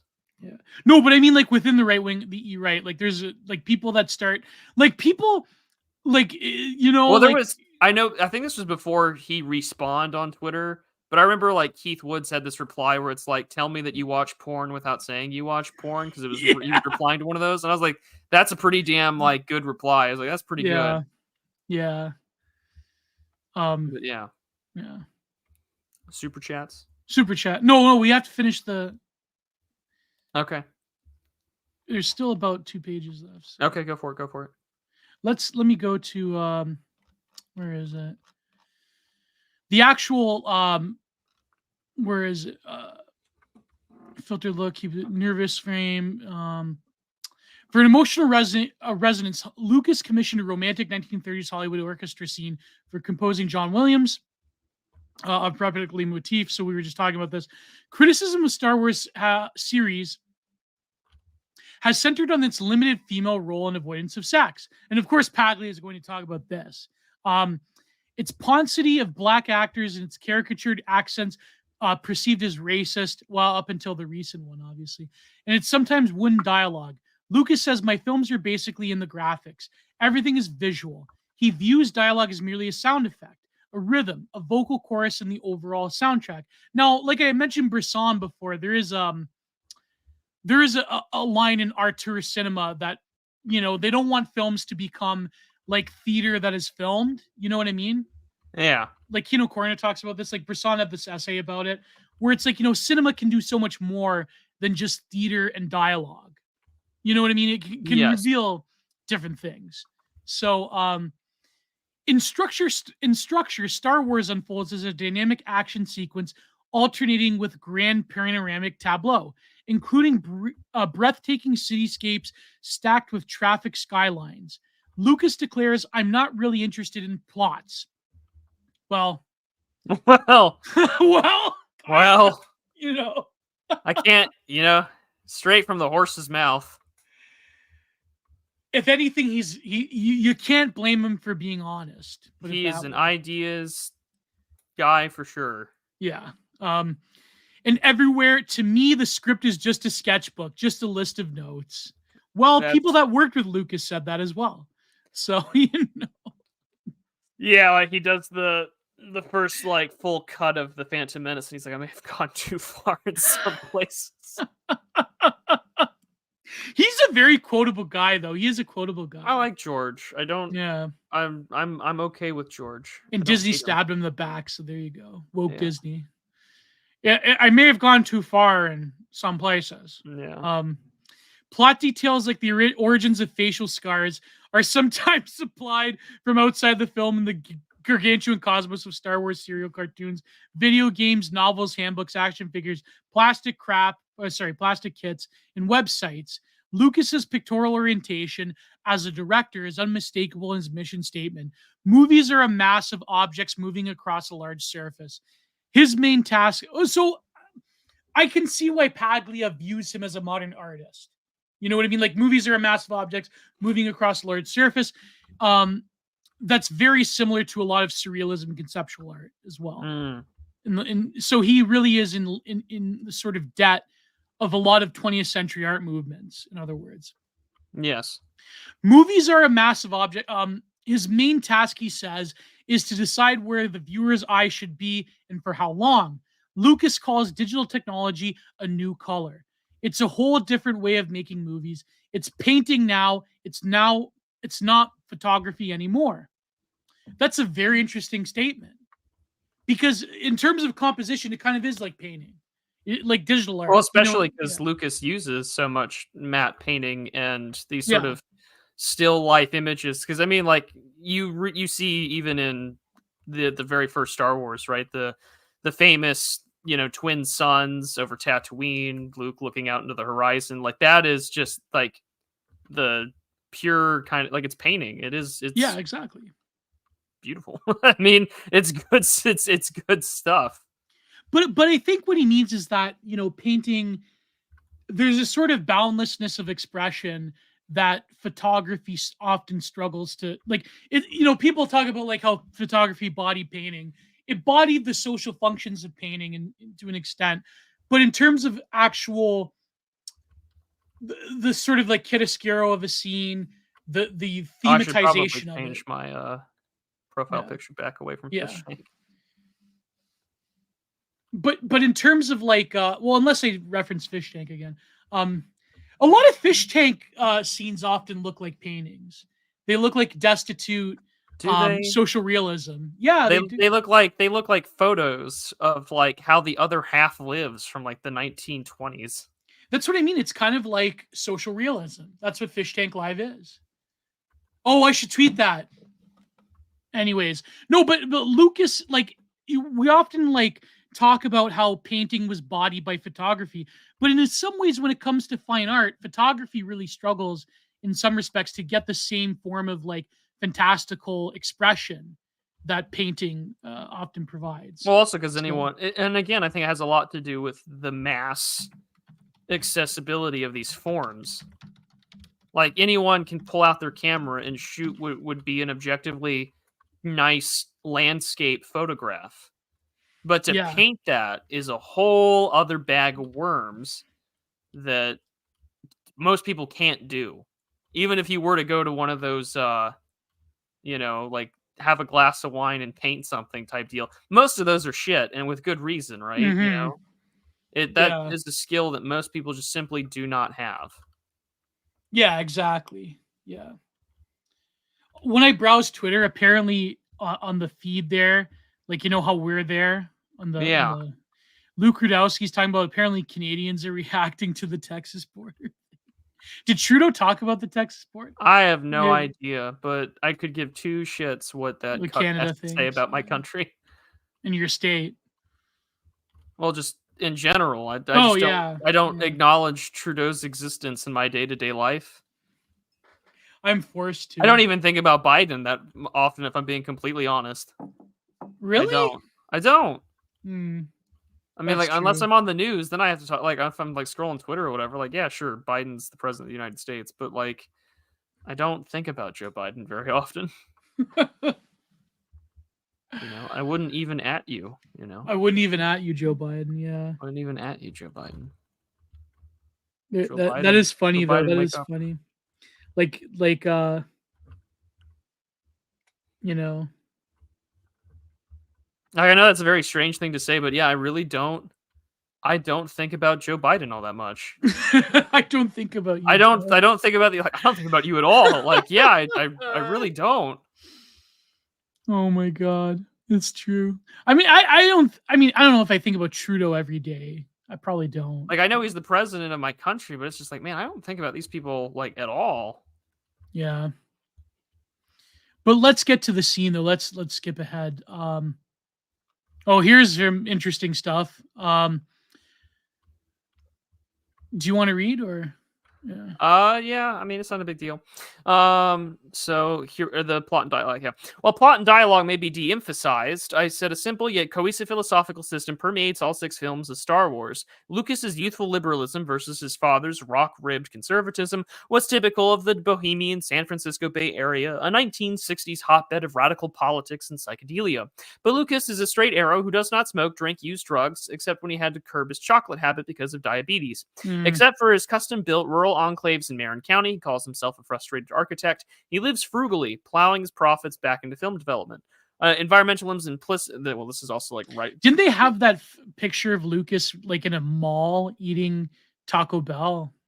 I'm pretty sure. I'm pretty sure Lucas does have some things that don't make him as frugal anymore. Like I recall him having some kind of car fascination. Not Yeah. like Jay Leno's level of car collection, but I thought he had No. something. But anyways, this is in 2012, so this is like right before like the Cell happens. Like this must have been published right before the sale of Star Wars to Disney.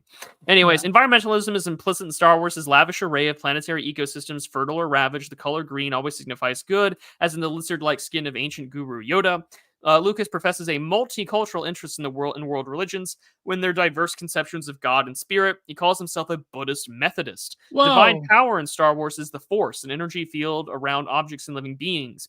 As in the 1960s occultism, gifted individuals like the Jedi Knights with their samurai warrior code, Bushido, have a mystic power of telepathy and telekinesis. In its preoccupation with good and evil, the dark inside, Star Wars often resembles 1950s Bible movie spectacles. Indeed, a poster of Cecil B. DeMille's The Ten Commandments Hmm. hung in the main office of ILM, which rescued and retrofitted DeMille's widescreen VistaVision cameras for Star Wars. Finally, Star Wars takes a cyclic view of history, seeing democracy defeated again and again by fascism and imperialism, from Caesar to Napoleon and Hitler. Whoa. Lucas's stature as an artist, as well as his relentlessness as an admitted micromanager, is demonstrated by the tremendous climax of Revenge of the Sith, which he directed. She has a video where she talks about Revenge of the Sith at like a university lecture, and this is the only thing I know about her. Which he directed. In the last 6 episodes film, this prequel takes the saga to its midpoint. Sith ends with the birth of the twins Luke and Leia, 19 years before they appear as young adults in the original Star Wars movie. Cross-cut with the baby's birth, which is where their mother dies, is the tortured cybernetic birth of Darth Vader, like Frankenstein's monster in his laboratory, now attended by pitiless surgical droids. Finally, after nearly 30 years, the mystery of Vader's origins and the mutilated and reconstructed Anakin Skywalker was revealed to the audience, who had made a legend.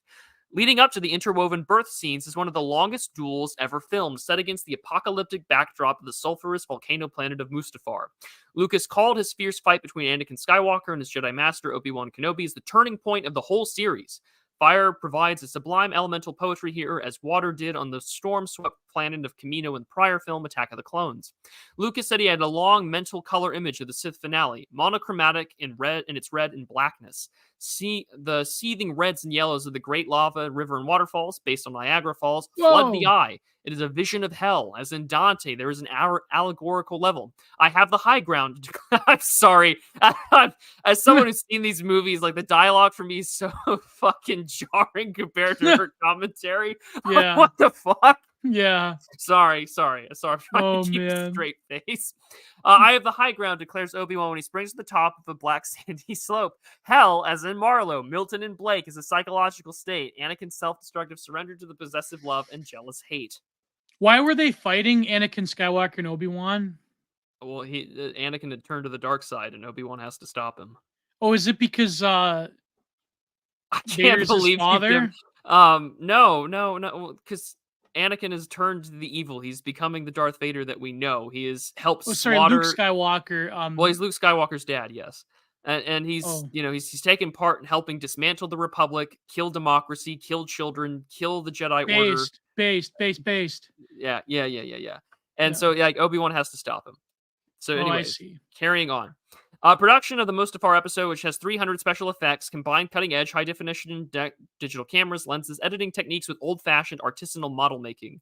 The phenomenally athletic lightsaber duel was shot against a green screen in Australia a year before the background was filmed at the ILM headquarters in California. Computer animation of lava plumes and sprays and the hot falling ash was amplified by real-life volcano footage when Mount Etna suddenly erupted in Sicily. Lucas immediately sent a crew in to film it. A miniature set at 1/132 scale of Mustafar's craggy black landscape was carved out of foam on a massive platform, which was raised so that the 40-foot-long lava river, composed of 15,000 gallons of translucent food additive methyl solose tinted bright yellow, could be underlighted to glow fiery red and burnt orange. Then the entire platform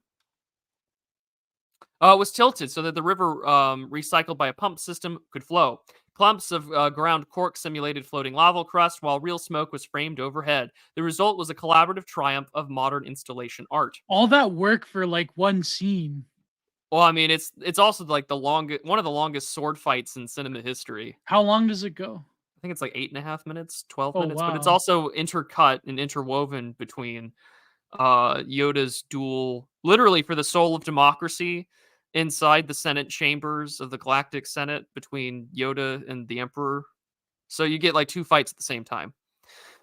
The Mustafar duel, which took months of rehearsal with fencing and saber drills conducted by sword master Nick Gillard, was executed by Hayden Christensen and Ewan McGregor at lightning speed. It's a virtuistic dance theater, taught a pas duel between battling brothers, convulsed by attraction and repulsion. Their thrusts, parries, and slashes are like passages of aggressive speech. It is one of the most passionate scenes ever filmed between two men, with McGregor close to weeping. The personal drama is staged against a physical one. The wrangling and wrestling, Anakin and Obi-Wan fall against the control panels of the vast mineral collection plant, which now starts to malfunction and fall to pieces. As two men run and leap for their lives, girders, catwalks, and towers melt and collapse into the lava, demonstrating the fragility of civilization confronted with nature's brutal primal power. Lucas crosscuts this delirious destruction on Coruscant, or the Great Rotunda of the Galactic Senate, with its thousands of round balconies and cool tonalities of gray and black. The twinned ruination of the industrial and political architecture spectacle, like split parts of J.M.W. Turner's eyewitness paintings of the catastrophic burning of the British Houses of Parliament in 1834. Williams's thunderous choral score, recorded with the London Symphony Orchestra at Abbey Road Studios, has the implacable charge of a black mass. The sound mix overseen by Lucas is unnerving. A tempest of roars, hisses, sputters, clangs, splashes go shockingly blank and silent when Anakin's arm and legs are severed midair. He falls heavily to the ground, where he crawls like a serpent with demonic yellow eyes before he catches fire and is half incinerated. Oh yeah, that scene where he's screaming. Yeah. It does remind me of a Turner painting, specifically those storm scenes where he's I don't think you could have, like, only she could probably, like, give this much love to this, because most people nowadays are like, this is cringe. It is pretty cringe. And she's doing her best to, like, yeah, defend Lucas's artistic vision, which I appreciate, but, like, where he's like going, "Arr!" Like, how does he do it? I remember seeing in the Mr. Plinkett reviews of Star Wars. I watched those. You should probably. Well, I would love to see you actually do a content-minded episode of all, like, of the original 2 trilogies. You don't have to touch Disney at all; just those 6 films. Oh my god, that would be interesting. I'd watch that. I'd waste my time on that. But all the horrors are transcended in the sense and the serene ending of Revenge of the Sith. The violent red river of primitive emotion is forgotten as the separated twins are delivered to their adoptive parents, at peace against the idyllic open landscapes of the mountains and the desert across the galaxy. The exquisite tenderness which strong men handle babies here surely reflect Lucas's own experience as a single parent who retired for 2 years to raise the first of his 3 adopted children. Expand our universe, Lucas commands his artists and technicians. He is a man of machines, yet a lover of nature, his wily persona of genial blandness, masking one of the most powerful and tenacious minds in contemporary culture. Whoa. That's incredible. Yeah, wild. If someone pays me $500 right now in Super Chat, I will review all of the Star Wars. That's funny. Someone's going to do it, and I'm going to have to eat my hat. I hope so. I'll have to eat my fez if someone actually pays me $500 to review Star Wars on Content Minded. I like Mr. Plinkett's reviews. I think they were pretty funny and entertaining. I don't think I've seen anything from Red Letter Media in quite a few months. Yeah, me neither. I mean, I'm not a big... I've only watched the Mr. Plinkett stuff. I should watch Red Letter Media, but, you know... No, $500, not $5, Dad. I mean, if you... I'd laugh my ass off if that was your actual dad. It's not my actual dad. I know, but that would be funny. Yeah, it would be funny. I'll give you $5. I don't call him Dad, though. I don't call him Dad. Are you winning, son? I call him Papa. But anyways, I just think of Italy, now. Papa. Yeah. Oh my god, $500. Oh, Geppetto. Oh no. You're a real boy. You're a real podcaster. Patrick Kehoe would probably come and like pay me $500. Yeah, go watch Star Wars Cuck. Go watch Star Wars Cuck. Yeah. I have to, how long is all 6 of those Star Wars films? I don't know. It's probably like 8.5 hours. Probably. Oh more. god. But like the original trilogy is not bad. Yeah. So, yeah, but then you have to watch the 90s ones.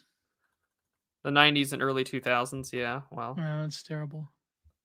But anyways, Paglia, I think it is a testament to how like technology can shape a visual experience and how but it's so funny that I still can't divorce that like it's ostensibly for like culture industry schlock, but a lot of innovation came out of it. So Well, most of the again, yeah, like the for the Marvel fanboys out there, which I don't think we have many in this audience, but no, most of these CGI characters that emerge from uh the Marvel Cinematic Universe get their start in Star Wars. Like yeah, you don't get things like Groot or Rocket Raccoon or whatever he's called without Jar Jar Binks.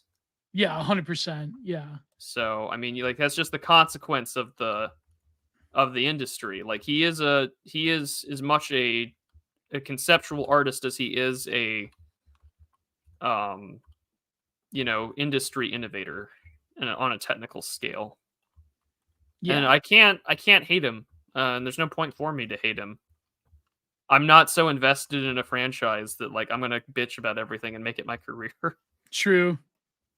I mean, in some instance, I am that because it's more on politics than it is on pop culture, but they kind of go hand in hand. There are people that literally make their whole living off of just talking about Star Wars. Yeah, You know, if I was really invested, I probably have the brains. I could probably do it better than those people. I don't know. That's too. I don't know. I don't know. I don't know. I couldn't tell you. I just know that I'm to a certain point. When does it become idolatry? Yeah. Yeah. 100%. Like I If get I, it, you're a fanatic, but a fanatic is just to some yeah, extent a zealot. you might as well just go and read Ovid. Yeah, My GF reads Ovid in the original Latin, but it's, subtle flex. I know, so flex. But no, but I'm saying like if you're gonna do it, like you might as well pick some other academic topic that. But then again, you can't because like even people have like written like whole PhD dissertations on Star Wars. Like, Okay, but here's the thing though that I've noticed, and this goes back to the whole like expert classes and stuff that we were referring to mhm. earlier. How many of those people are watched and or viewed? Like I have a Right. lecture with Christopher Sandbach on the Monroe Doctrine and the open door policy that has more views than the average university lecture on that subject matter. Yeah, true, true. And that's a crazy thing to comprehend. It really is decline of civilization when you think about it. Well, sure, but people are listening to me and not some academic. No, oh no, no. I mean that like Star Wars is like given time in academia. That's not like Well, that. I There's mean, you more have to study views. a big pop culture. I mean, I guess you could get away with it or make the case. It's not my No, cup of yeah. tea, I but mean, there's enough of mythological meat in Star Wars, but I mean, okay. Star Wars is a bad example because you can have an academic dissertation on it, as Paglia has demonstrated. But there are people that write like dissertations on fucking Beyonce. Like, I'm sorry, but is there enough intellectual meat to write about Beyonce for a no. whole 200-page dissertation? No, I'm sorry. Or at least I hope there isn't. I But I mean, know that there and they're are all like chalk. dissertations written on it. Yeah, no, there are dissertations written about Beyonce, I know, I know. and like this is, I mean, it's probably pure like ethnonarcissism, but Well, yeah. I mean, like the autoethnographic ramifications of Beyonce's music or whatever. Like, I'm sure that exists in some comm journal. yeah. So, Ebert didn't like David Lynch. no. There's a lot of meat on Famously Beyonce. so. That's crazy. That's what I mean. Like, you can't trust experts on everything. Like, for example, like, Ebert didn't like Brown Bunny. I think Brown Bunny is an amazing film. Well, and it's kind of interesting, at least in my 2 cents, because on one hand, um, like the podcast scene has in some way, like again, disintermediation, right? Like all of Yeah. a sudden now, like it used to be like, oh, people would tune into Siskel and Ebert for this like quasi like expert opinion because they were on the television. And Yeah. now, Now you can just go to a anyone, podcast. well, now you just go to Red Letter Media, right? Yeah, Red Letter Media, yeah. No, And but like then they, they but and then more they don't even people know have. who Red Letter Media is nowadays, generationally speaking, than any episode of Siskel and Ebert. Which is Yeah. a crazy thing to think about. And like they screw up as well too. Like I haven't watched enough of them, but like I'm sure the guys at Red Letter Media, they don't get everything right, or rather their Well, I'm sure that they opinions. don't, and I'm sure that Yeah. their own biases Yeah. preclude them from an honest take on some things, I'd imagine. Yeah, like I could never have an honest take on Chapo Trap House, you know. We know. We heard it earlier today. Oh, I said the Christ we should burn in hell. I'm sorry. Yeah, what gave it away that you couldn't have an honest opinion on Chapo? What gave it away? You know, I shouldn't tell Matt Kreisman to go to hell because he's probably living it, but you know. That's even worse. That's even worse than what I just said. Oh,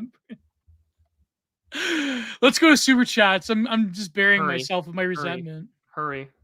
Before we start talking about camp. Anyways, I finally have entropy, so it's pinned in the comment. I will put it in my list of links for the future. If you want to donate to me, I'm gonna have to DM.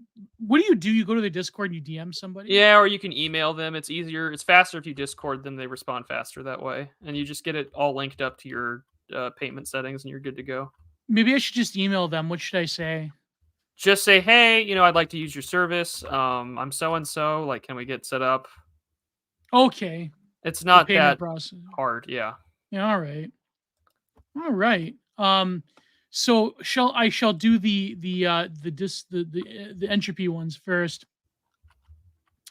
So for 5 cents, $5 probably. Yeah, no, it's 5 cents. It's 5 cents. Oh, is it really? That's funny. Yeah, redneck adjacent. Gio, this is 3RZ. Thank you for addressing my question in your latest Content Minded episode. Appreciate you a lot, man. Thank you, 3RZ. He also messaged me again, so I'll have to respond to him. Big N-word, our good friend, Big N-word 420. Gio, thoughts on Ennio Morricone? Didn't he do the spaghetti westerns? Yeah. He wasn't the only one, but yeah. Yeah, didn't he do No, so I'm thinking of Sergio Leone that did I like Cinema Or does he mean Paradiso's... Morricone, the composer? Oh yeah, he did. Okay. He's the one who did right now. He did the soundtrack Cinema Paradiso, Ugly. Yeah, Once Upon a Time in the West. Yeah. I'm gonna eat my own words. And a Fistful of Dollars. And he did A Fistful of Dollars, yeah. I do like quite a bit of his thing, but he probably did start the trend of like Hollywood music. Even though I like the soundtrack in Cinema Paradiso is pretty good. And of course like the iconic Good, Bad, and the Ugly soundtrack. But I think that unfortunately, like those, like especially Good, Bad, and the Ugly, that soundtrack becomes very like kitschified and like pop culture-y, unfortunately. Oh, he did The Exorcist 2 as well. But that movie's a flop. Yeah. That soundtrack might be the only redeeming feature of that film. I love The Exorcist the beginning. Where they're in Africa.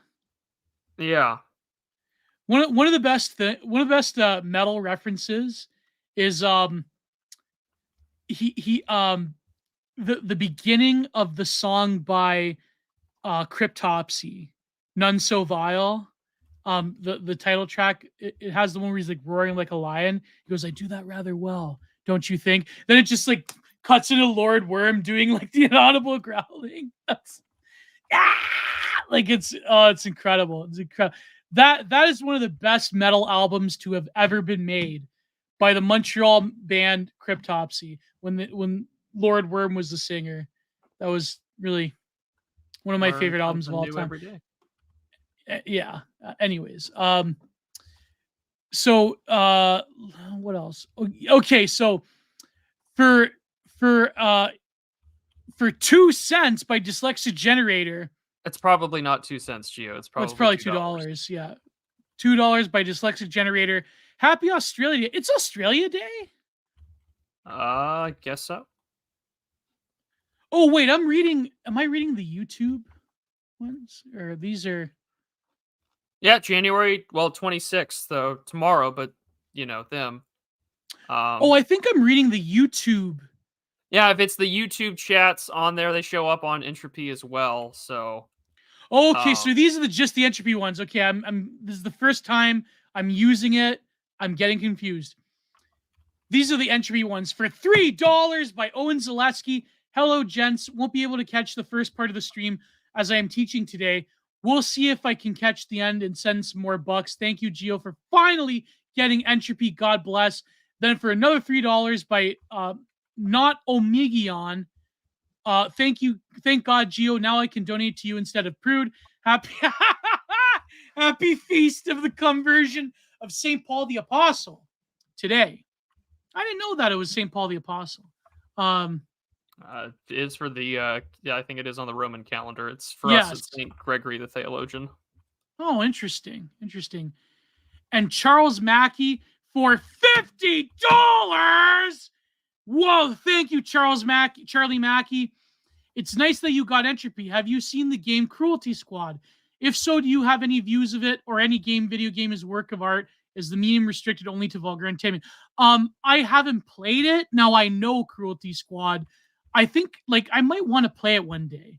I might find a way to play it because I think Cruelty Squad is a great game in terms of the.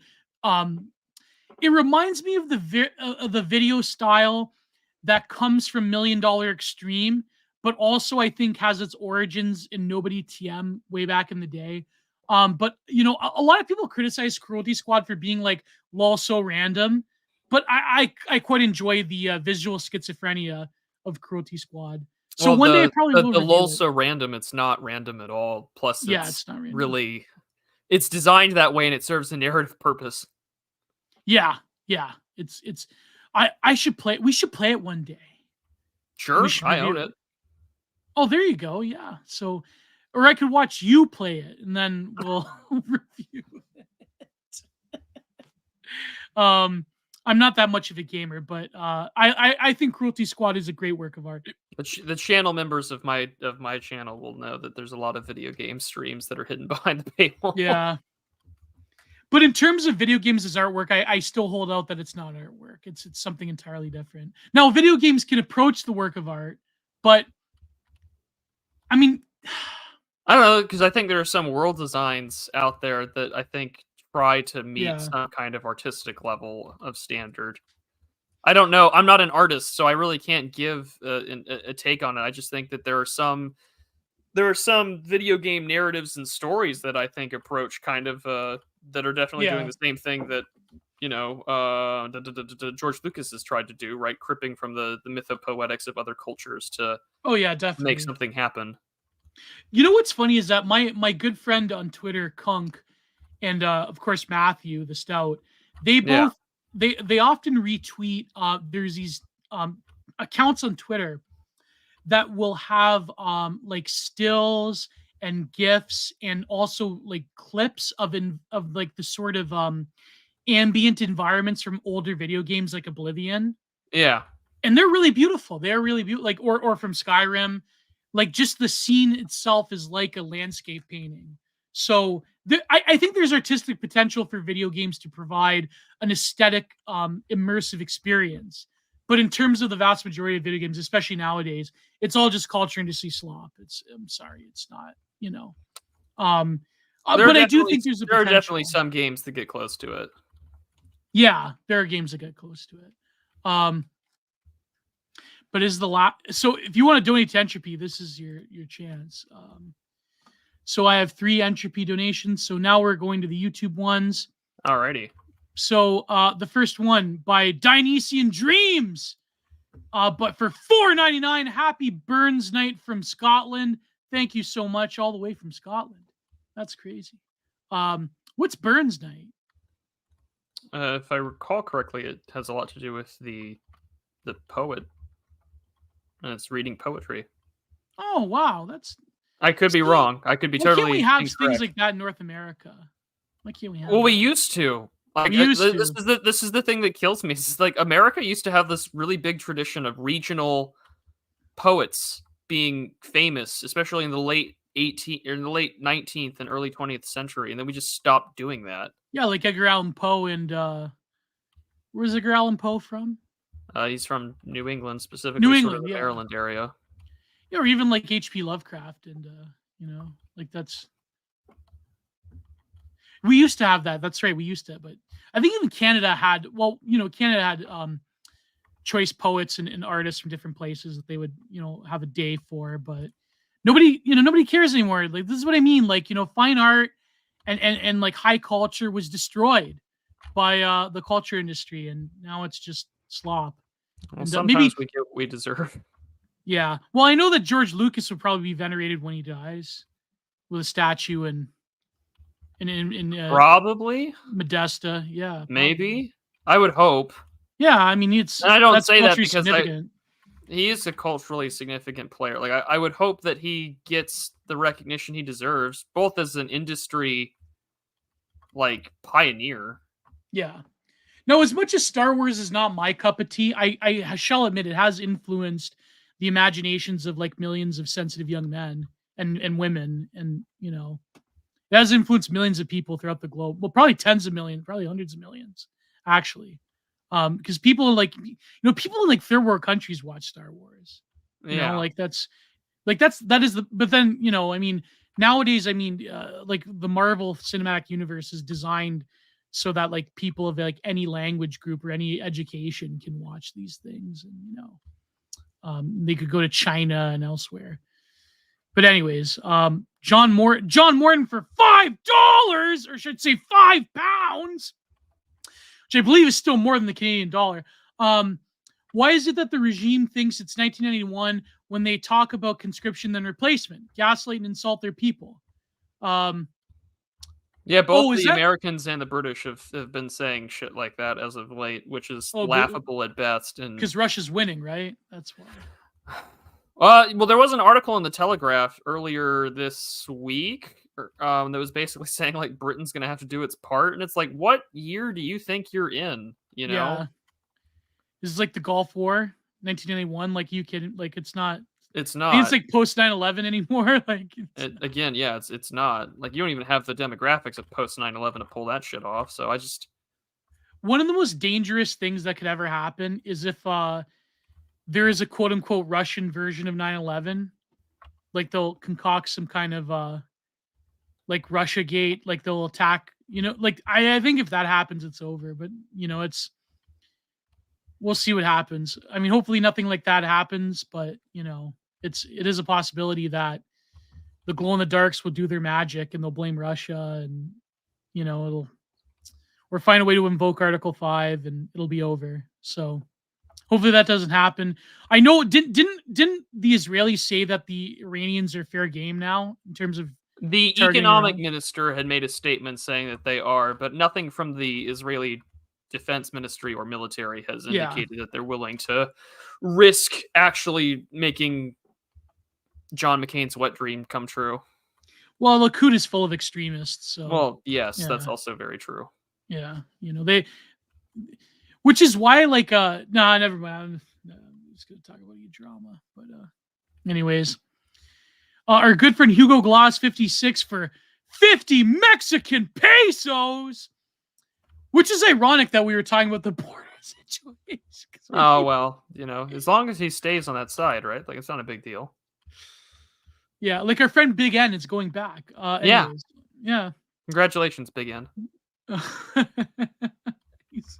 he's a good guy. That's a funny joke. That's like I did that Gigatrad thread with our good friend Sudoka that he, I believe he lives in Guatemala or Venezuela. Or no, where does he live? I forget. But it's like Gigachad's like, you were going back. He goes, I never left. You were being deported. I'm not in America. You have to walk back. It's like, well, I thought it was funny. I'm not going anywhere, I'm not going anywhere. I never went. I never left. I'm not, I thought it was funny. Anyways, funny.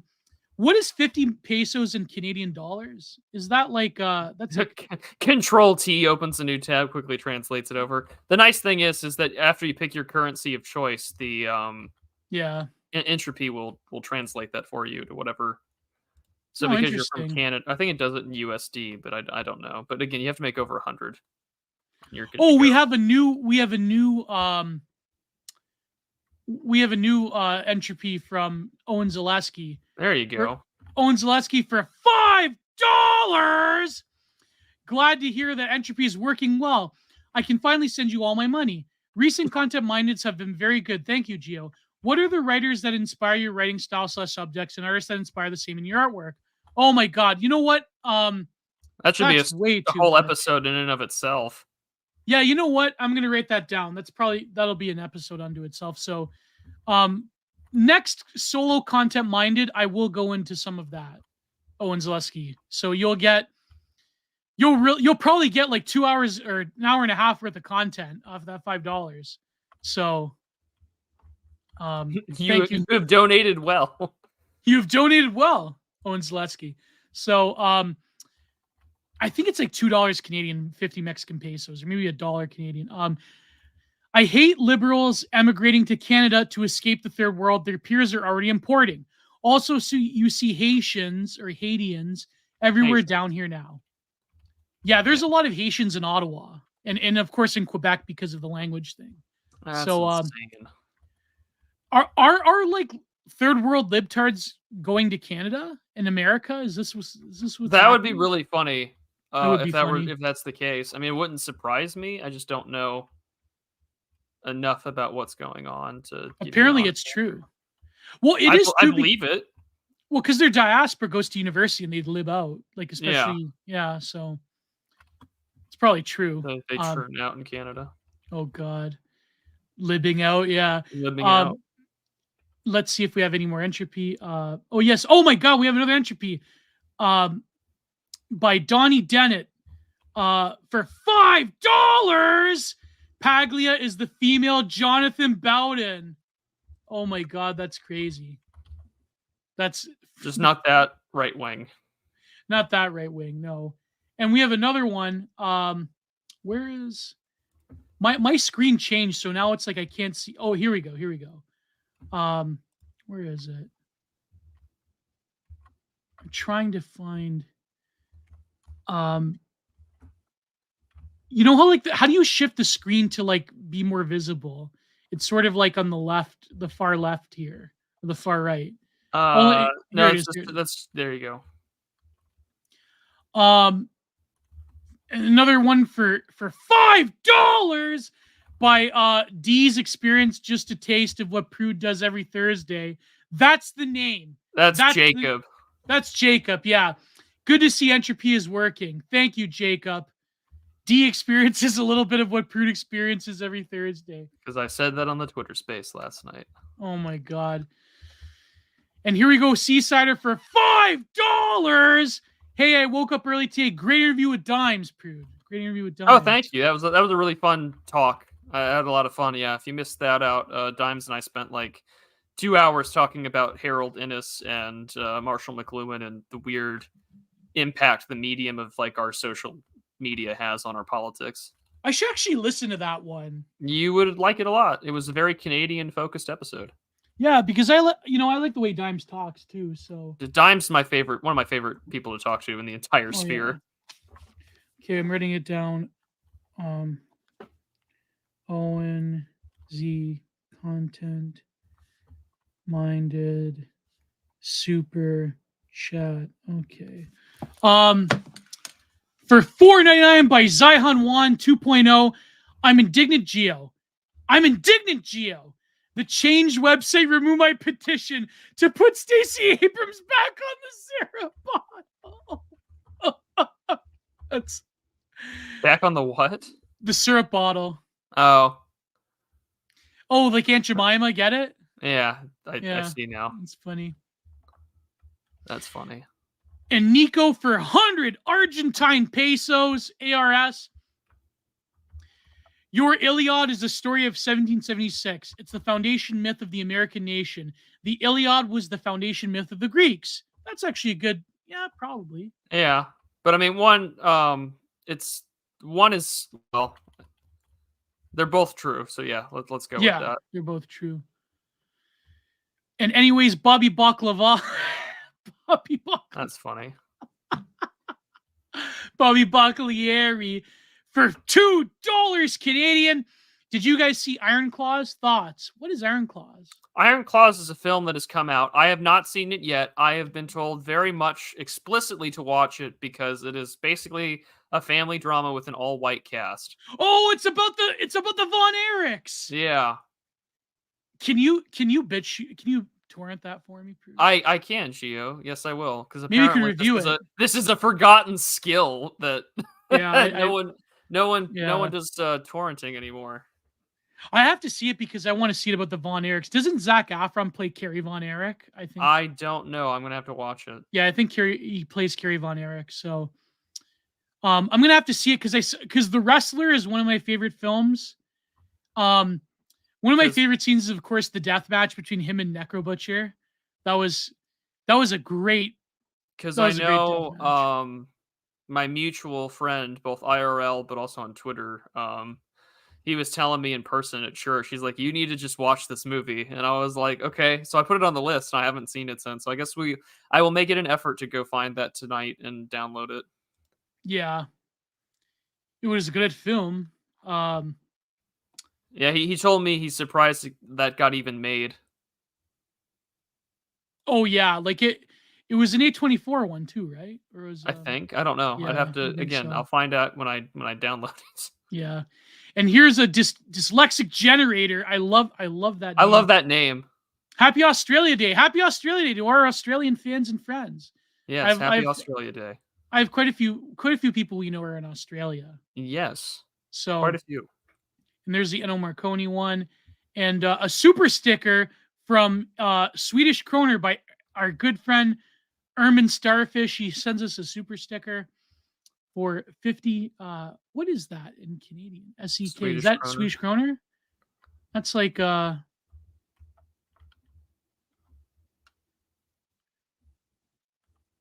now we're gonna pause to go look it up. Oh yeah, sorry. And of course this is the 491 one by our good friend Redneck Adjacent about my recent Content Minded episode. I know oh my god. I feel so bad now. Why? Okay, so I was confused. I was reading this off of Entropy. I thought it was an Entropy one, but because Entropy screws up the number of the yes, amount. It does, the YouTube ones. So this is what he put for another $4.99. I didn't know my previous super chat was only 5 cents. Sorry about that. It wasn't. No, it wasn't. Entropy reads all YouTube super chats way off. So if you send $5, it says 5 cents. I totally fleeced him out of $4.99.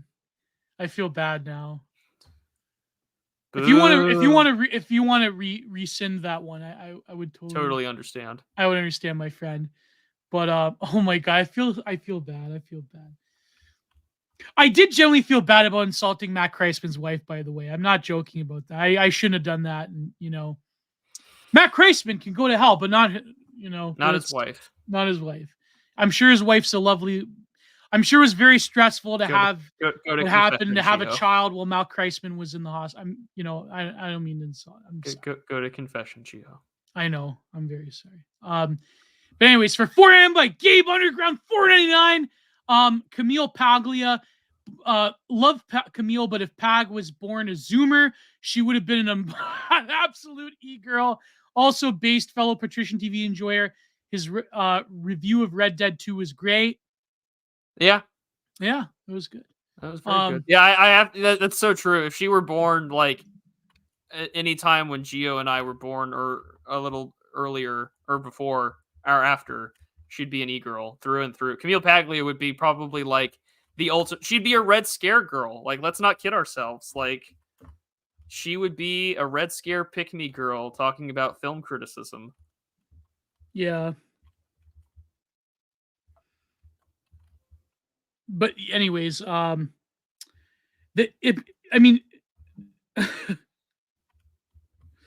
the lie? It's true. Anyways, moving on.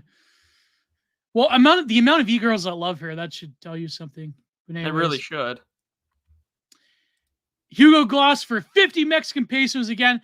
Is a third world middle class to study English in Canada? I met Haitians in Mexico. Not Haitians. That would make a lot more sense. Oh, interesting. Is that the end of the super chats? Yeah, I think it is.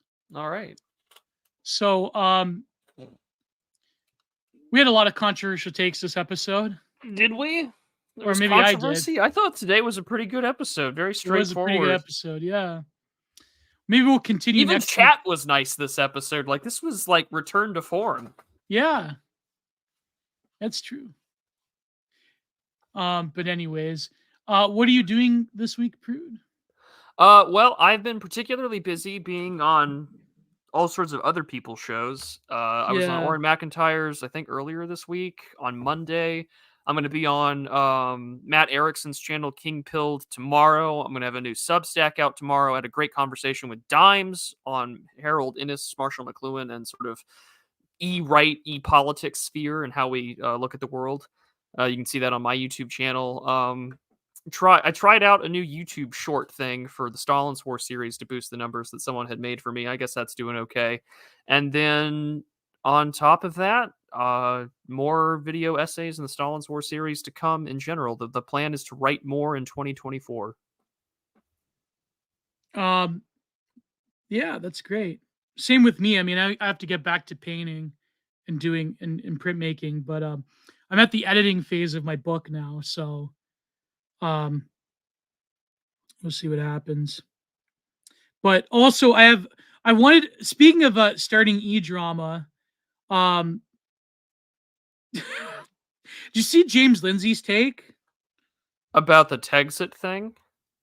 Yeah, it's a Russian psyop apparently. I'm sure that there is some Russian money behind that. But there's also that like knee-jerk libertarian sentiment. I've been told that there are some receipts for it, but again, I would have to do more investigation. Wait, the Russians funded There's some push for it, I know. Texas separatism, which I think is stupid, but I'm not gonna not my cup of tea. Oh man. That's crazy. I mean, it's possible. I mean, I think that in terms of geopolitics, I mean, it does make sense if you were to I mean, I don't know, it seems like the Russian, like the Russiagate thing is like unbelievable. Well, the problem But with the Russiagate thing is that while there were some Russian efforts that do and clearly have had some, I don't want to say influence, but like they've done some stuff in America, it's not like their influence, I think, is vastly overstated, but it shouldn't negate the fact that they have tried stuff. Like we do this too. I mean, like America has put money in influence behind fringe parts of politics, whether in the United Kingdom or in Israel. So I mean, if I'm conducting international power politics, I'm going to try and fuck with another country's internal domestic left-right divide. yeah. Like, but that's the thing though. Like I said, I mean, even even the Russians have their own agenda, so it would make sense, like if you are basically funding instability within a competitor country. Yeah. I mean, we do that to the Russians. I mean, so but anyways, I just thought that James Lindsay was like, I don't know. I mean, he's still a small brain loser who calls himself an anti-fascist. Like, you shouldn't be interacting with this guy. And the more you quote tweet him and call him, an F slur, the more attention you give him. So I'm stopping any of my quote tweeting screenshots of calling him like a mentally challenged child. I'm just gonna stop. Yeah. He doesn't exist to me anymore. The only thing about James Lindsay is that this temporarily embarrassed leftist is still talking to TP USA conferences and talking about like Gnostic, blah blah blah blah blah wokeness, and it's like you shouldn't be talking to pastors and you shouldn't be talking to people that you openly hate. So don't give him your time, attention, or resources. He should be deplatformed from TP USA. He should be taken away from all that stuff because he shouldn't be there. He's a leftist. Yeah. He's about a few months out from having a triple arrows in oh yeah, his just profile he's picture. Just a hop, skip, and a jump away from doxing people to Antifa. Having a blue sky link in the bio. Maybe Yeah. he'll be, Mastodon, all that jazz. Anyways, next week I'll probably have another content minded. I think I have a few interviews. Like I have one with Disgraced Propagandist, but I want to, I'm pretty good with the solo ones. So he's been putting out some banger interviews as of late. Oh yeah. Yeah, so I also have I want to go back to doing shorter videos too, like standalone stuff. So but this has been a great episode. So thank you all. Go to the Patrick Casey and Oren McIntyre stream. They're talking about the Texas thing, and God, as we always say, God bless, goodbye, and two, sweet. See you, gents.